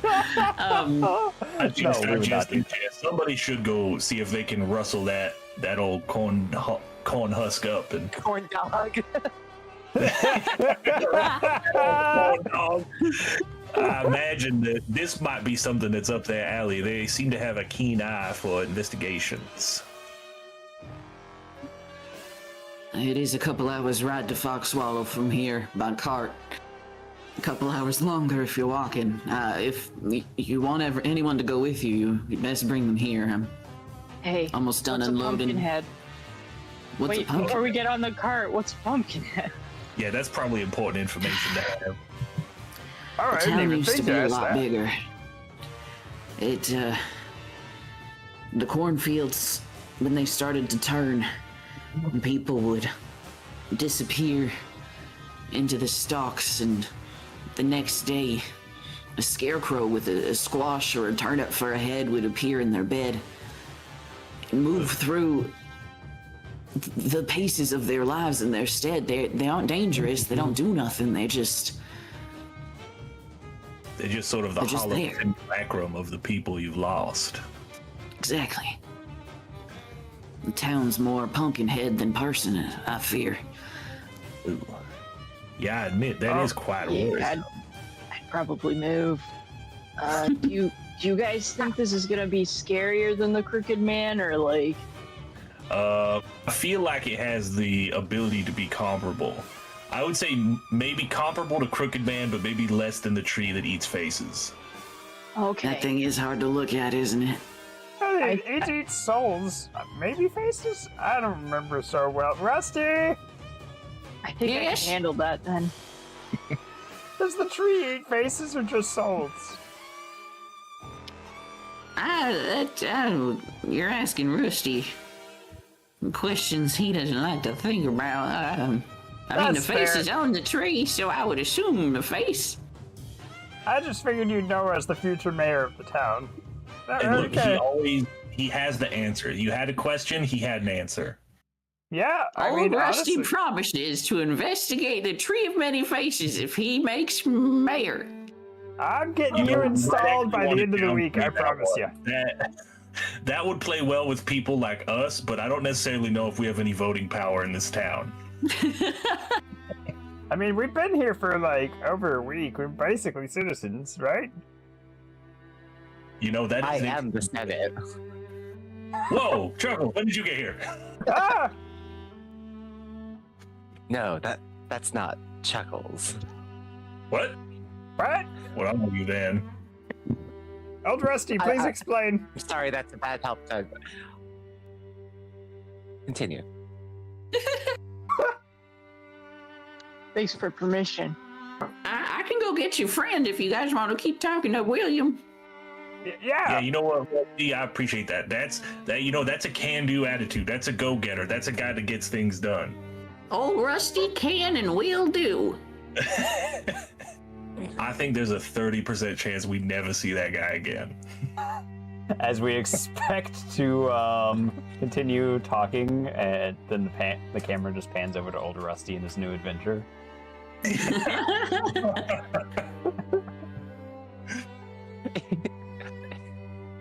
He's somehow fallen into the cooler where they're keeping the bodies. Oh, God. Rusty wanders off. Do you guys have any other questions for William? So many, but no.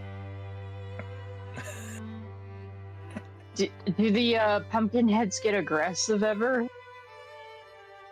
The first couple of times that it happened, we tried to get them out of town, move them out of the houses. It was quite upsetting, especially for the children when their parents come back and they're scarecrows with weird straw and vegetable heads. That's the only time they've ever really gotten violent, and it wasn't so much violence as them trying to just get back into their homes, into their businesses, into the fields. And if they're coming back as pumpkin heads with, like scarecrow bodies, how have you determined these are the same people? They're in their clothes, the same clothes they went missing in. Yep. Okay, can't fake that. Well, I think it's also they said they went about their daily lives as if they were still the person. We just can't talk to them no more. It's interesting. Are they, so I guess this might be a strange question, but are they capable of any level of communication? Like, if you ask them for something, will they give it to you? They kind of just stand around. I've had those kind of days. To be honest, we haven't experimented with them too much. It's kind of a lot. Everyone's wrapped up in their own things, their own family members. It's really dividing the town quite a bit. I'm sure we it does seem like at least all of us, that are present, seem more than willing to at least take a look around and see if there's anything we could do. I can't imagine Chuckles having any sort of reservation once they finally get here. Yeah, Rusty I'm sure gets we can chuckled. help. Investigation. And then on top of that, we can always get the bee friends if we need more backup, more muscle. Well, did Did you like form an alliance with the giant bees? Are they like your friends now? I would like to think so. I left all the dolls I had left on me out by their nest. No, this is good. Now Old Rusty has military capability. All right, this is important. It's like the hawks from Lord of the Rings. They'll get mentioned every few chapters, but they'll only be in the shot like twice. Yeah. So, I Jacob, do expect you to remember this, Fallen. Final BBG as we're fighting like the Crooked Man or whoever it is for this campaign. Just a fog cloud of bees I would descends love that. upon the final battlefield. Yeah. Big B is going in the notes. Yes, you'll definitely remember what that means in like 2 years. Big B forever. Oh, goodness. Whew. Oh, look at that. There's Old Rusty bringing chuckles. I told you, this is a go-getter. This is a man that gets things done. He doesn't sit on his laurels. Well, now I'll get out of you guys' way, and I'll see you when you get back from Foxswallow. I'll see you later, Jeremiah. You take care of yourself. Goodbye, and if you need anything while we're gone, Old Rusty, the future mayor, can probably help you out. Rusty said something about clues.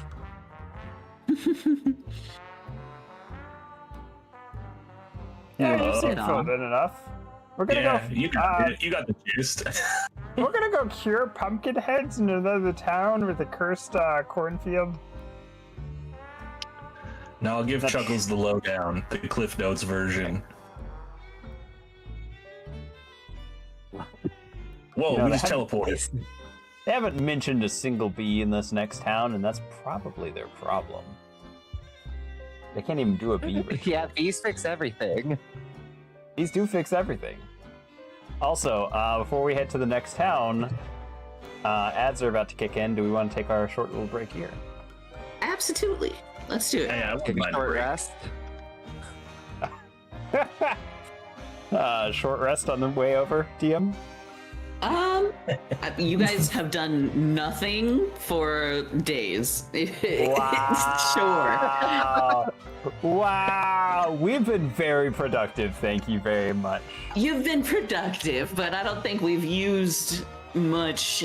Sure, take a short rest. Sure. Yay!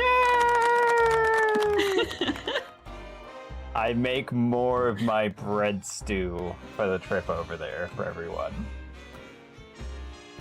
All right, let's take a short little 3-minute break, do some self-care, and I'll see you all soon.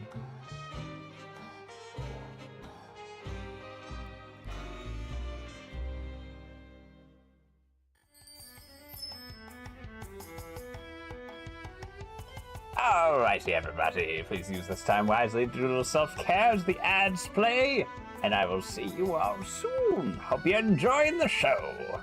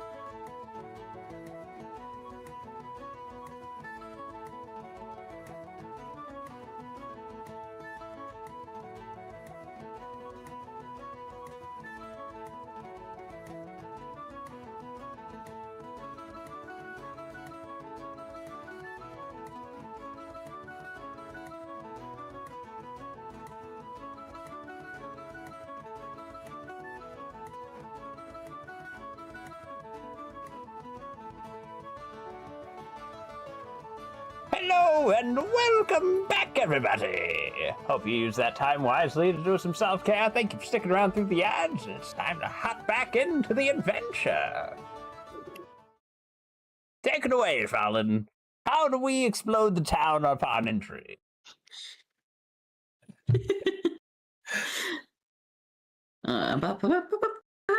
So you see, you put your left foot in, and then you're dead. Explode. Joke's on you. My left foot is still sticky. I can't move it that fast. Oof. 3 days later, still covered in honey.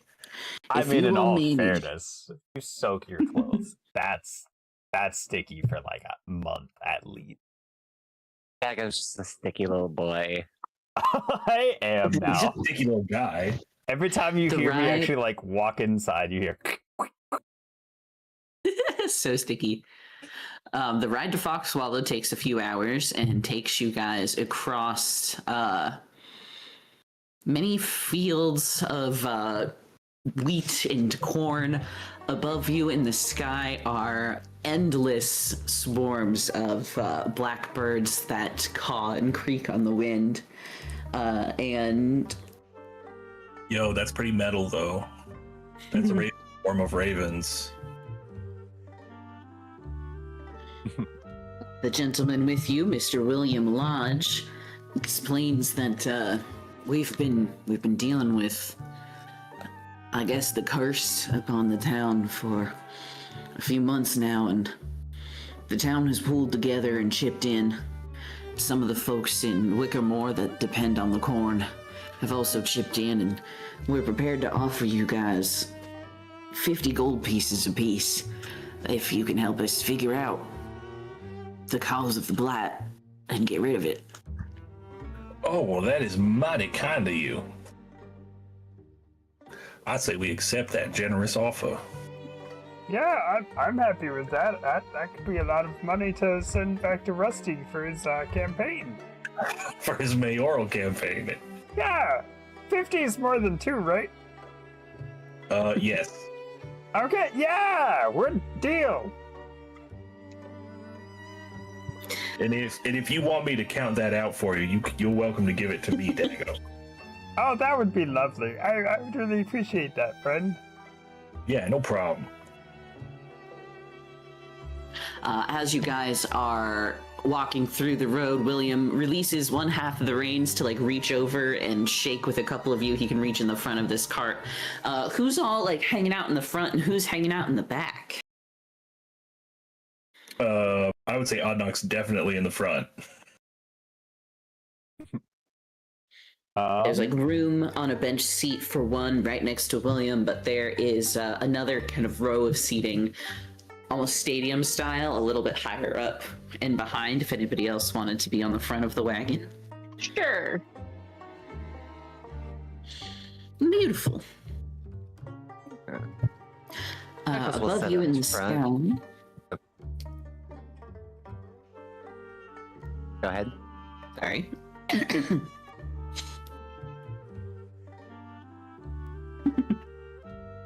Above you in the sky, you see the swarms of crows kind of gather into these beautiful clouds, forming different shapes, and at one point even forming out to look like a massive bird.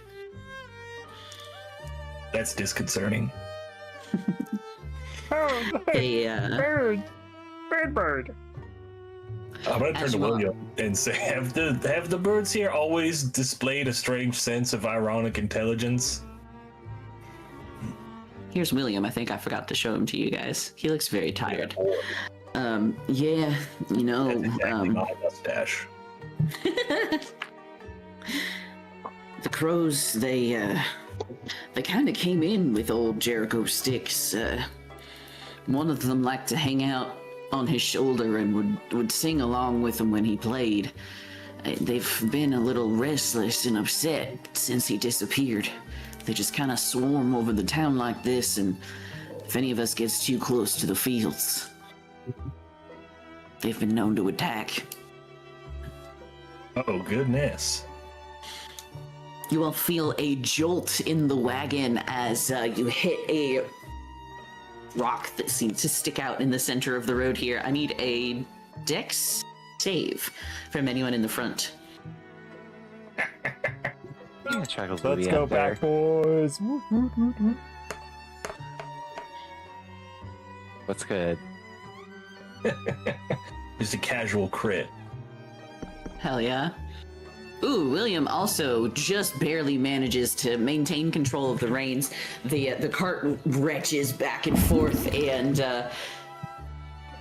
just toss Odd knocked off to the side just a little bit. I don't have everybody enough else. body weight to stay in the car. Yeah. It's more just Lego game breaking noises as you are tossed out of the cart. Ah! From your position in the muck on the side of the road, you can see that the wheel that was struck by the wagon, is ruined. Splinters. Oh, goodness.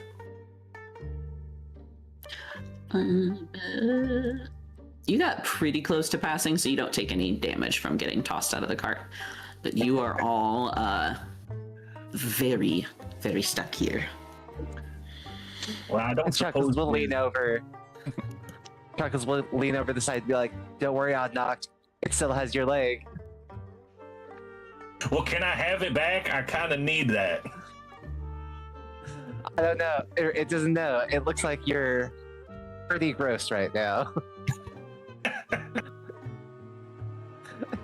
I don't suppose You want anybody it to knows get how to... dirty too? I mean, it's either that or I just stay down here forever. Unless, daggum, keep Is it that up. an option? Way ahead of you. I will No, tuck and I am- roll. Oh, thank you, Dago. Now take me over to Chuckles. I can get my femur back. I got you, buddy. Unlock shoulder cannon, go! What? Ah! It's just like in the house. Oh, good times, horrible times, good times. God damn it, it's gonna take us the rest of the night, maybe some of the morning to get to fucking Foxwallow on a broken wheel. We were barely making good time on the cart with the horses as they are. Is it even possible to move this with the wheel broken, or are we just gonna have to leave this behind and come back with a repair team? Well, does anybody know how to fix a wagon wheel? I do not. Nope. No one has carpenter's tools or Weaver's tools, so no. land vehicle proficiency or God, I can no. speak Elvish. I can speak Sylvan. Yeah. Yeah, it looks like we're kind of up the creek.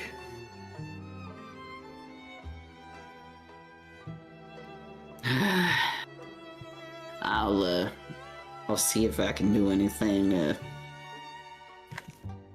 Shoot, dang it. He throws his hat onto the ground and sits down in the muck. You guys, I guess just, I don't know, find something to entertain yourselves. I'll try to have this fixed. I think if I have Sort a of like long me. rest, I could mend it.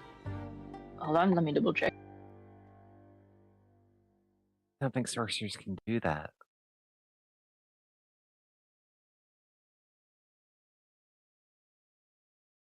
Ooh, here's an interesting question. Are we closer to one village versus the other?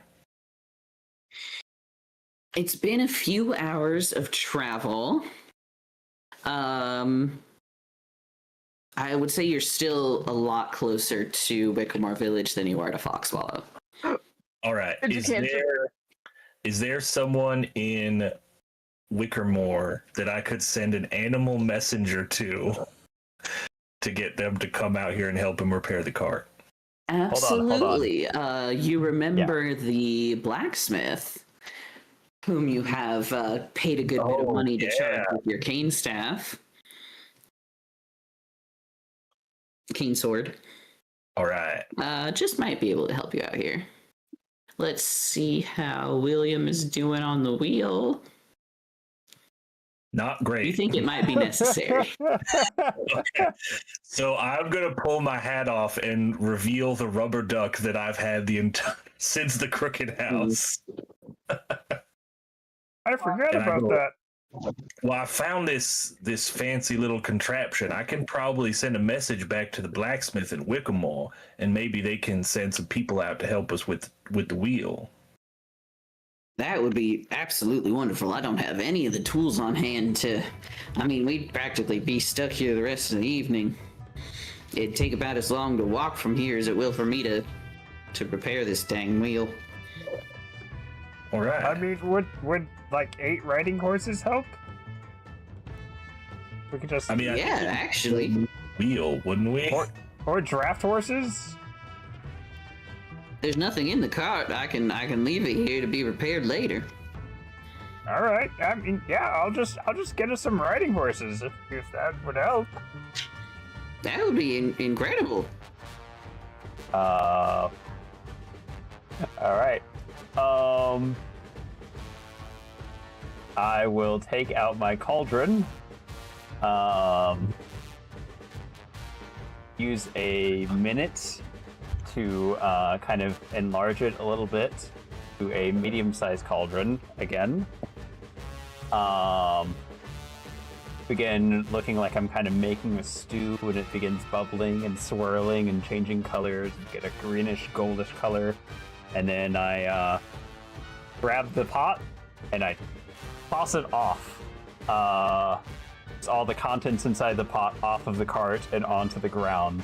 And from the contents, 8 riding horses begin to form. I would say probably in a, like, they kind of have a grotesque, a grotesque spirit animal kind of look to them. Summon these horses and immediately find that they are unsettled by the space. Everybody give me a perception check real quick, please. Ruh-roh. I don't like how you asked that. Please. Oh, we had a high roll has hit the board.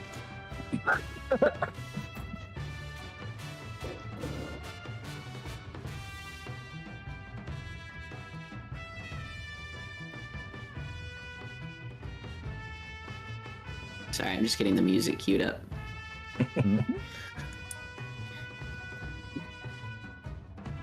Honok's just in a corner grumbling about being in a group full of magicians and never getting to do anything cool. You can still send the note back. We still need the art repair, and I'm just trying to get us back to the town. No, yeah. No, it's fine. Knocked on that unnatural 20. You look above you and see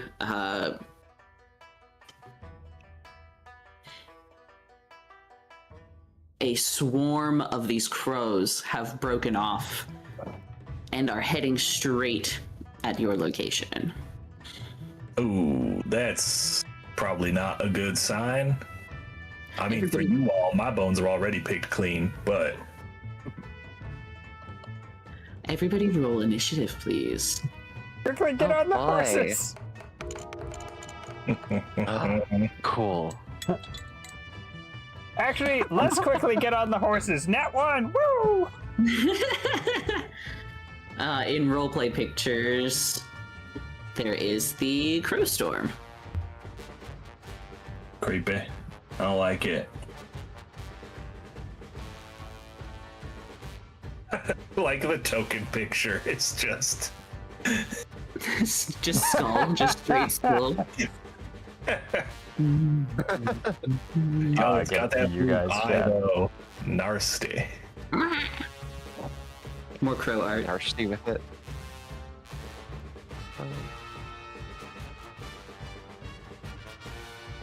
Okay. Is that everybody? Pestis, initiative, please. Sorry. Now get your head in the game past this. A fiendish murder of crows swarms overhead and dives down upon you all. First up in initiative is Chuckles. Oh no, my kernels! So, they're obviously hostile. And how far away are they from us? They are flying down to you with weakness. You can tell they're hostile because some of the ones in the front are like hurling rocks in your direction and they're just barely missing at your feet. They're about 20 feet up in the air and about 20 feet away from you. Okay, But and since are we don't they... have grids on this map, we can ignore your guys' movement as long as you're not trying to like fly across the field, you know? Alright, do they count as like a single target for like spells? They are a large swarm, so yes. Right, Ooh, that'll be fun with crows. I'm going to... It's gonna cast Tasha's Hideous Laughter. So that is gonna be... You know, within 30 feet, that's close enough. Wisdom saving throw, EC 13. Not very wise. As a swarm of ravens. Crows, not even ravens. +2. 7. 7. Ooh. So they are thrown and incapacitated, laughing. The crows begin to make grotesque cawing, heaving and hawing noises as they are tumbling down, falling out of the sky, falling over each other, incapacitated by this laughing. Hold on, let me tell the joke that does it.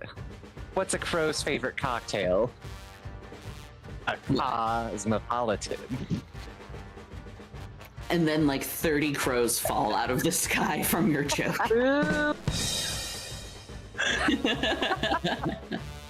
Thank you. Is there anything else on your turn? It's gonna pull out its bow, but just stay like on top of the wagon. Alright. Pestis, in your hands you have your little raven craft spawn. It's like flapping and almost hissing at the crow storm. You're having to like hold him back because he's doing like a let me at him, trying to push its way forward. He's like frantically tapping kill, kill, kill in Morse code. Right. It is your turn. Okay.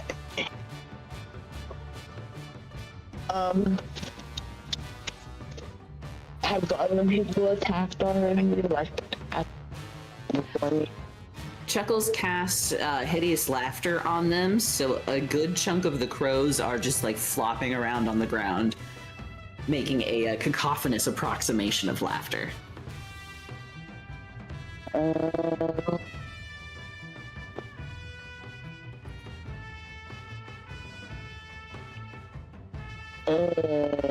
Jeez.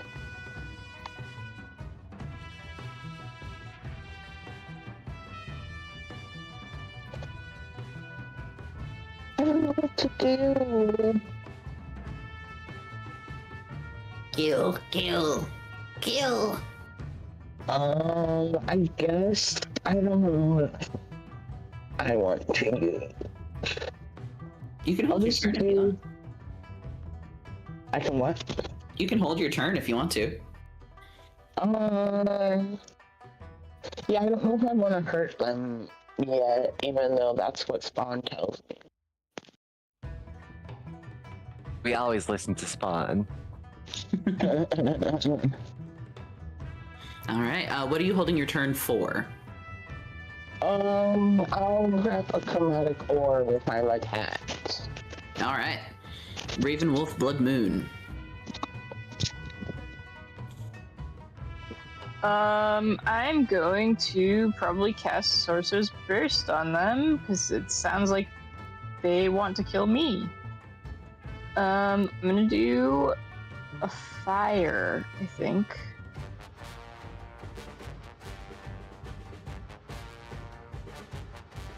You telling me that you're gonna kill him with fire?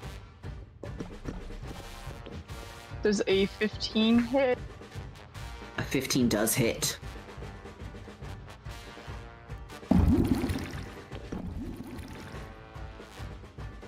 I did not explode the dice, so we get a 7. Very close, though. Very close. Okay. The 7. All right. Anything else on your turn? I think I'm gonna move a little bit, like, away from the group, I guess, but try to keep within range of them. Perfect, perfect. Up next is Oddnot. Crowstorm rolled really bad. I'm honestly surprised I rolled so terribly. All right, well, after seeing Raven Wolf Blood Moon just start murdering birds, I think it's time to also murder birds. So I'm just gonna attack them. I am gonna see, since they're on the ground laughing, I technically have disadvantage, so I'm gonna use my Dance of Death ability to see if I can turn it back into a regular roll. All right. So do my little performance check. I'm flipping the cards in the air and catching them. I do not succeed, so this is still a disadvantage. I almost dropped the card because I don't have all of my hand bones put away yet. And I and just flick it away. Yo, I got the same number twice. That's basically a crit, right? Yeah, totally. Yeah. Yeah. Does a 14 hit? It does. Oh boy. I don't get sneak attack on this, I don't think, do I? No, nobody's within 5 feet of them. Okay, I do 9 damage. 9. Anything else? Nope, that is all of my actions. Daggum. Hey, I mean, like, The horses are only here for an hour. We could just leave. But, Were we not running this whole time? I thought we were running and gunning. no, we just kind of been standing on the cart. Oh, okay. Well, then I start running on the horse. All right.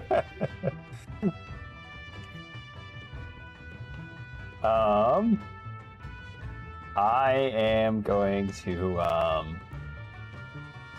I will also get onto a horse, but I'm going to, kind of put myself in between the cart and the crows, since most people are still at the cart.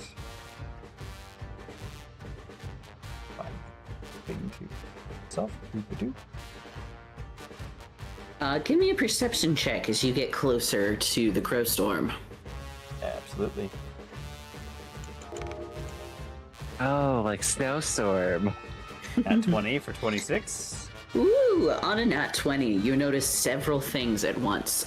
Most of these birds are moving in unison as one creature. Their beady eyes dripping drops of blood as their caws mingle into a cacophony. Even though some of them are still afflicted by the hideous laughter, you can hear their cacophony ring together as pleads and pleas and whispers. Yeah, okay. I'm gonna cast Speak with Animals, I believe. Do I understand them now? You hear whispers of secrets. You don't hear who they're from or really anything too in depth about it, but you hear, "It was me. I cheated on my husband." You hear, I lost them in the fields. I stole from my neighbor. I killed my brother." You hear, "I always hated that one song," and just lots of random whispers of confessions and pleas, all from different voices. Classic crows. They got all the juicy details around the town. Oddnog might like this. What? Hey, I'm 120 feet away. That's the speed of a horse. Hey, crows. I apologize for the accidental exploding some of you guys, but we mean you no harm. Why are you coming towards us so aggressively? Give me a wisdom saving throw, please. Sure thing. 17. That is a success, so you take 5 psychic damage. Oh no. You don't take the frightened condition, but the cacophony of all of these crows' voices trying to answer at the same time, giving you different responses, it gives you, they cast migraine. Ah! These aren't normal crows! They're bad, they're evil! Everyone get on a horse and run! Also, for anybody who did eat the bread soup that I made on the way over, it is 9 temporary hit points. Wow. Then I will end my turn here, so that I can try and pull aggro. It is the crow's turn. They attempt to pick themselves up. Do they get to roll against the laughter on their turn or your turn? Oh, yeah. So, at the end of each of its turns, and each time it takes damage.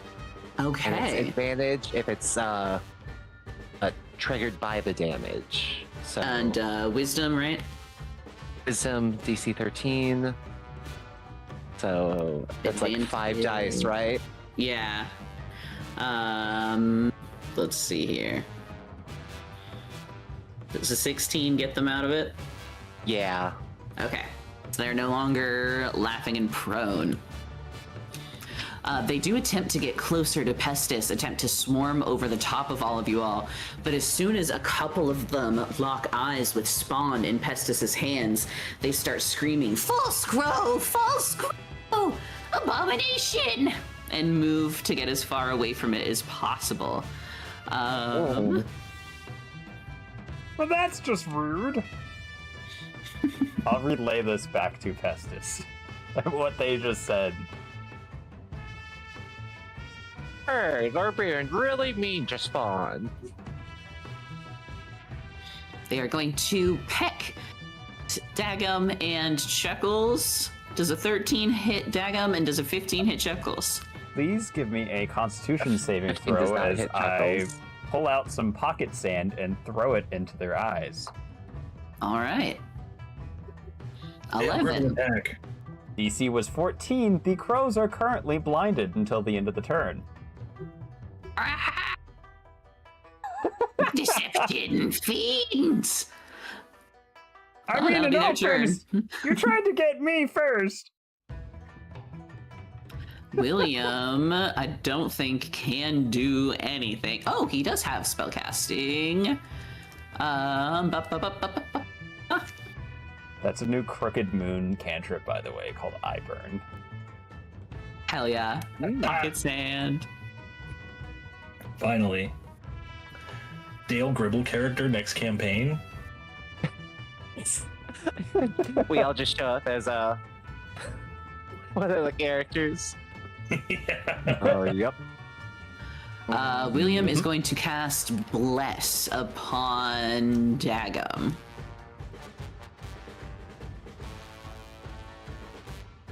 And is going to hide behind the cart. I think Bless typically targets 3 people minimum. Oh, shit, no, you're so right. That'll be Dagum, Pestis, and Chuckles, the 3 closest. Bless you again. Not hot dog. You are 120 feet away. The range is 30. William, get on your horse and go! I'm too scared. They're gonna pick my eyes. They will if you don't go! They're blinded!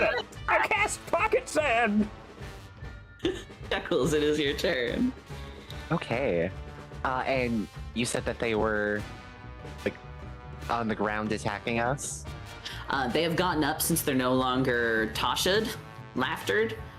They're at your guys' eye level though. They're trying to swarm above you, but they're afraid of Spawn. Okay. Gonna switch to its short sword. Let me double check something here. So, action. You also action have ready. advantage because they are currently blue. Till the end of the turn. Oh, lovely.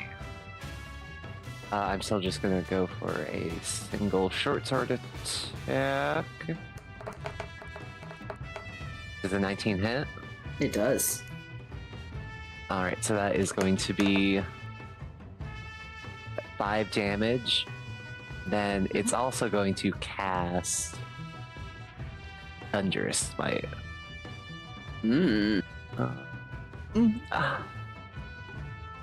Yeah. And that is going to be 2d6 and a strength saving throw from you. Still 13.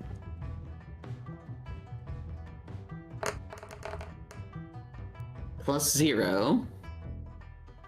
So 13. Meets it, beats it. It stays in place, or they do. That's an extra 5 damage. All right. About half of the birds that take that last hit don't get back up off the ground. It's just the vine boom sound echoing across the valley. Oh. Is that your turn? That'll be my turn. Pestis. I guess I will do my kinetic orb.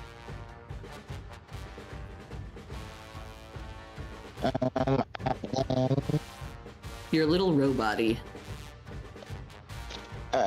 Sorry, I didn't hear me now. That's better. Let's see. That will be. Oh, it's only a 10. A 10 is not gonna hit. I have an inspiration, and I'll use it. Hell yeah, 16 does hit. Okay, and we'll do. Let's make it poison damage. I have horrible news. Just kidding, let's make it fire damage. Okay. Half of 19 is 9.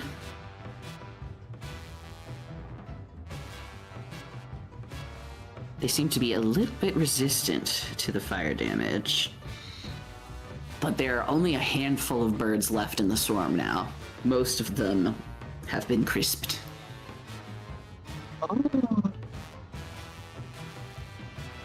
False crow apothic. Sin amongst the crows. Is there anything else on your turn? Does Spawn get a turn? He does. What can he do on his turn? Does he do anything? Not to be rude, but He does, actually. oh, He has 2 actions and a reaction. I'm sorry, Mr. Spawn. I spoke too soon.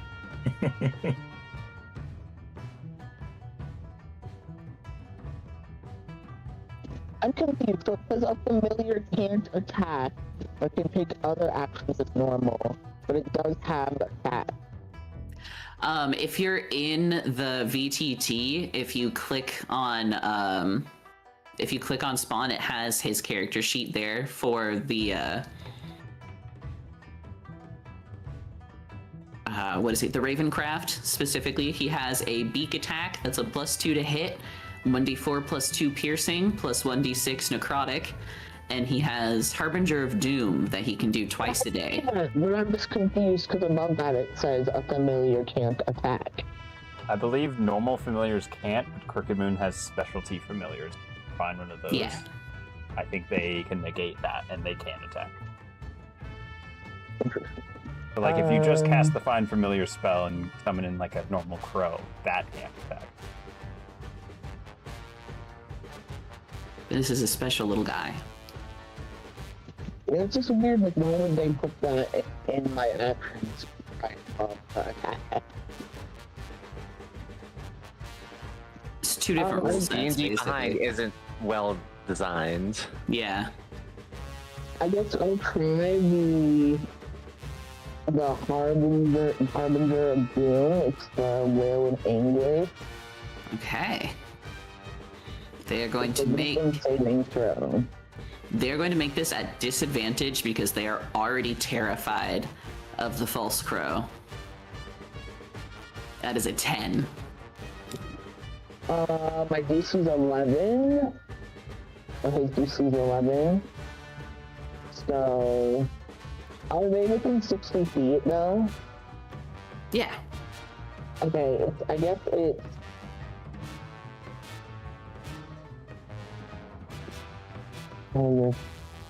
it says failure 5 and then in parentheses 1d10 psychic damage. So you can either take the average or roll. Oh, okay, we'll just do the average. And they have the frightened condition until the end of their next turn. There is no need, as excuse me, I got a tickle in my throat. As Spawn reaches out with his deafening caw, the remaining members of the Crow Storm just shiver and shrivel. Sorry. And they are no more. Oh, we did it! Yay! We should still hop on these horses and skedaddle, though, because they only last for an hour. We're We're still several hours away from Foxswallow. I guess that'll cut some off the check. I mean, I didn't say it's a perfect plan. How many is several? Well, let's go. Several's more than one, right? Is it really such a hurry? It feels like a little bit of a hurry now. I don't know. They're using weird numbers I haven't heard about. I don't know what a several is. It's more than 1, but less than 5. Ah! No, it's exactly 3. Otherwise, you say a couple. There is still more than 2, right? You all debate numbers with Dagum for some time as you ride hard towards the village of Foxswallow. As you get closer, the air begins to carry a bitter, acrid scent. And ahead, a fiery glow appears on the horizon. What? William urges the horses faster and takes off ahead of you all, pushing these summons to the extent of their speed. And right as they're about to run out of time, you guys make it to the very edge of town. Moments later, you're rushing into the town square where a wild brawl unfolds amongst a dozen farmers. 2 buildings, the town hall and the small shop, are engulfed in flames, set alight by the blazing windmill, now a spinning tower of fire. William turns to you, his eyes wide with horror, and pleads, "By the lady, save Foxswallow!" He takes off to the center of town, begins pumping at the well, filling up buckets of water, and urging all of you to begin assisting the town in putting out the flames. And that's where we'll end our session. That would be a great place to stop. We technically still have 10 minutes, but that would be a nice, clean place to stop. Right? And we definitely don't need that time to think about what we need to do to... I definitely don't need to research how to put out fire. More water? More fire? Wait, firefighters fight with fire. I mean, both of those statements were technically correct, just under different contexts. Yes. No, Dagum, that's right. Fight fire with fire. Got it. I think I've heard that before. Just starts lighting houses on fire. I actually don't have fire, but I have something called summer winds. I'll create a big blast of wind to try and get rid of this fire. That'll surely do it. Mm-hmm.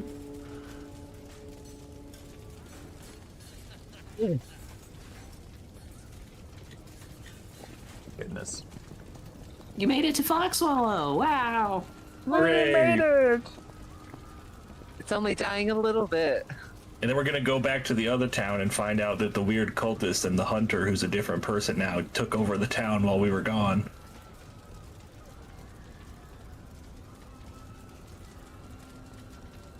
Something I did mean to ask, but I forgot I was muted. Colin. Mm-hmm. Is there anybody in town that looks particularly young now that we know about the lottery? In Wickermore, or Yeah. now that you okay? Ooh. Or do they do the lottery other places? Is this something we need to keep an eye out while we're in this region? He did say that he travels from town to town, and he only makes it to Wickermore once a year. So it could but be is it something. like town to town, like a local thing, or all over Dreskenwald? You'd have to ask around, I think. No, because I think we found out Dreskenwald was really, really big. Yes. You know, it's hard to say. You would have to ask him.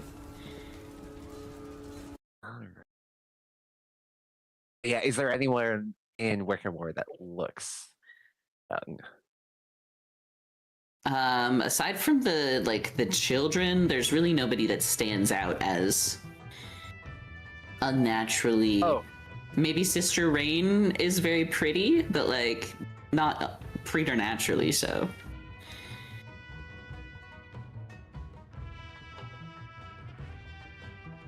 Just don't mind me, I'm just marking the fire.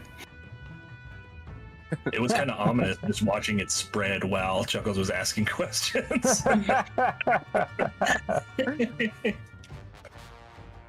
I had the map zoomed in. It got real bad. Oh god. One more thing. Chuckles, no, stop. Just every time someone asks a question, they just X out another building. Do I have a picture of Fox Swallow in flames? I don't think I do, which is crazy.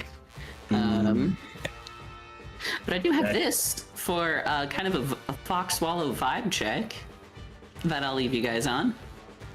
Oh, jeez, bro, that is haunting. That's oh, this is gonna be a lovely town to be in. Can we see like people running around and panicking, or is it like a pretty quiet, like dead town that's on fire currently? Oh no, everyone that you see is arguing with each other. There are forms brawling in the road, and you can hear the sounds of a woman screaming far off in a building. Oh god. Ouch. Yeah, this is be fine. Dagum can handle this. I should have brought the beans. I suddenly feel a little less bad about stitching skin onto my skin. Oh, you shouldn't. We should have brought old Rusty. He could start practicing his authoritative speech, organizing the community. There's nothing that says old Rusty can only be the mayor of one town. I was just thinking that. He's going to be the emperor of the Crooked Lands. We are overthrowing the Druskin Balds. It's Rusty for God. God Emperor Rusty. Yes! I need to make this happen. We got this. We can make this happen as a overarching secondary goal of the entire campaign. Actually, I feel like that's the main goal right now. I don't know what else I want more. Well, obviously the main goal is to blow up and then act like we don't know nobody. But the second goal is Rusty for God Emperor. Yes. Burb. Burb. Burb. Key burb. Key burb. Yes, heat metal on the key. Oh gosh. Do druids get that spell? Yeah. I think so, yeah. Do I have it prepared? No. I could potentially use that against you guys, so I don't have that prepared. I took pocket sand instead, so sorry. Oh, hey, they have a nice thank yous and welcome sign as we get here. That's lovely. Yeah. Maybe this Thanks place for watching, won't be so bad.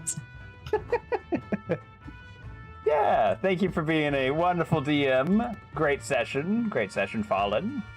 Yeah. And yeah, thank you, other adventurers. And keep an eye. Wizard's gonna start a merch store. Get your Rusty for Mayor Emperor. Mayor Emperor. I mean, They I'm want not... those buttons, mugs, and underwear Ooh. for that special little adventure in your life. I mean, it's practically selling itself at this point. Jeez. All right, thank you guys. I will see you guys next week. Oh boy. Oh, this will be Bye-bye. fun. Bye-bye. Bye. Alrighty then, Whistlers.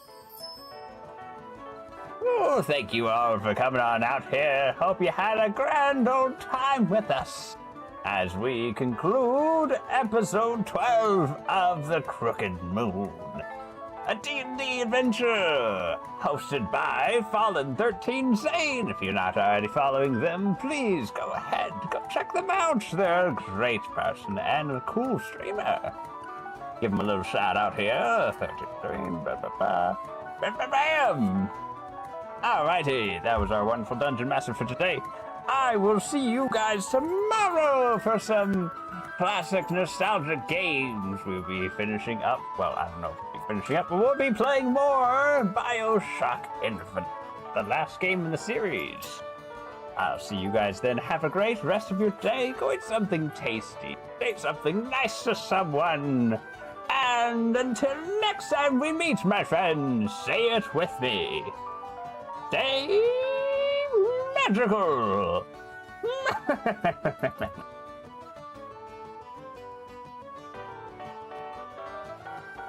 Alrighty, I'm going to give us a raid message. If you'd like to copy and paste that, feel free. You're going to raid on out here in a minute. If you'd like to join us for the raid, you're welcome to copy and paste that. If you can't join us for the raid, that's okay too. Either way, I hope you have a magical rest of your day, everybody. Goodbye, toodaloo, and have a good one.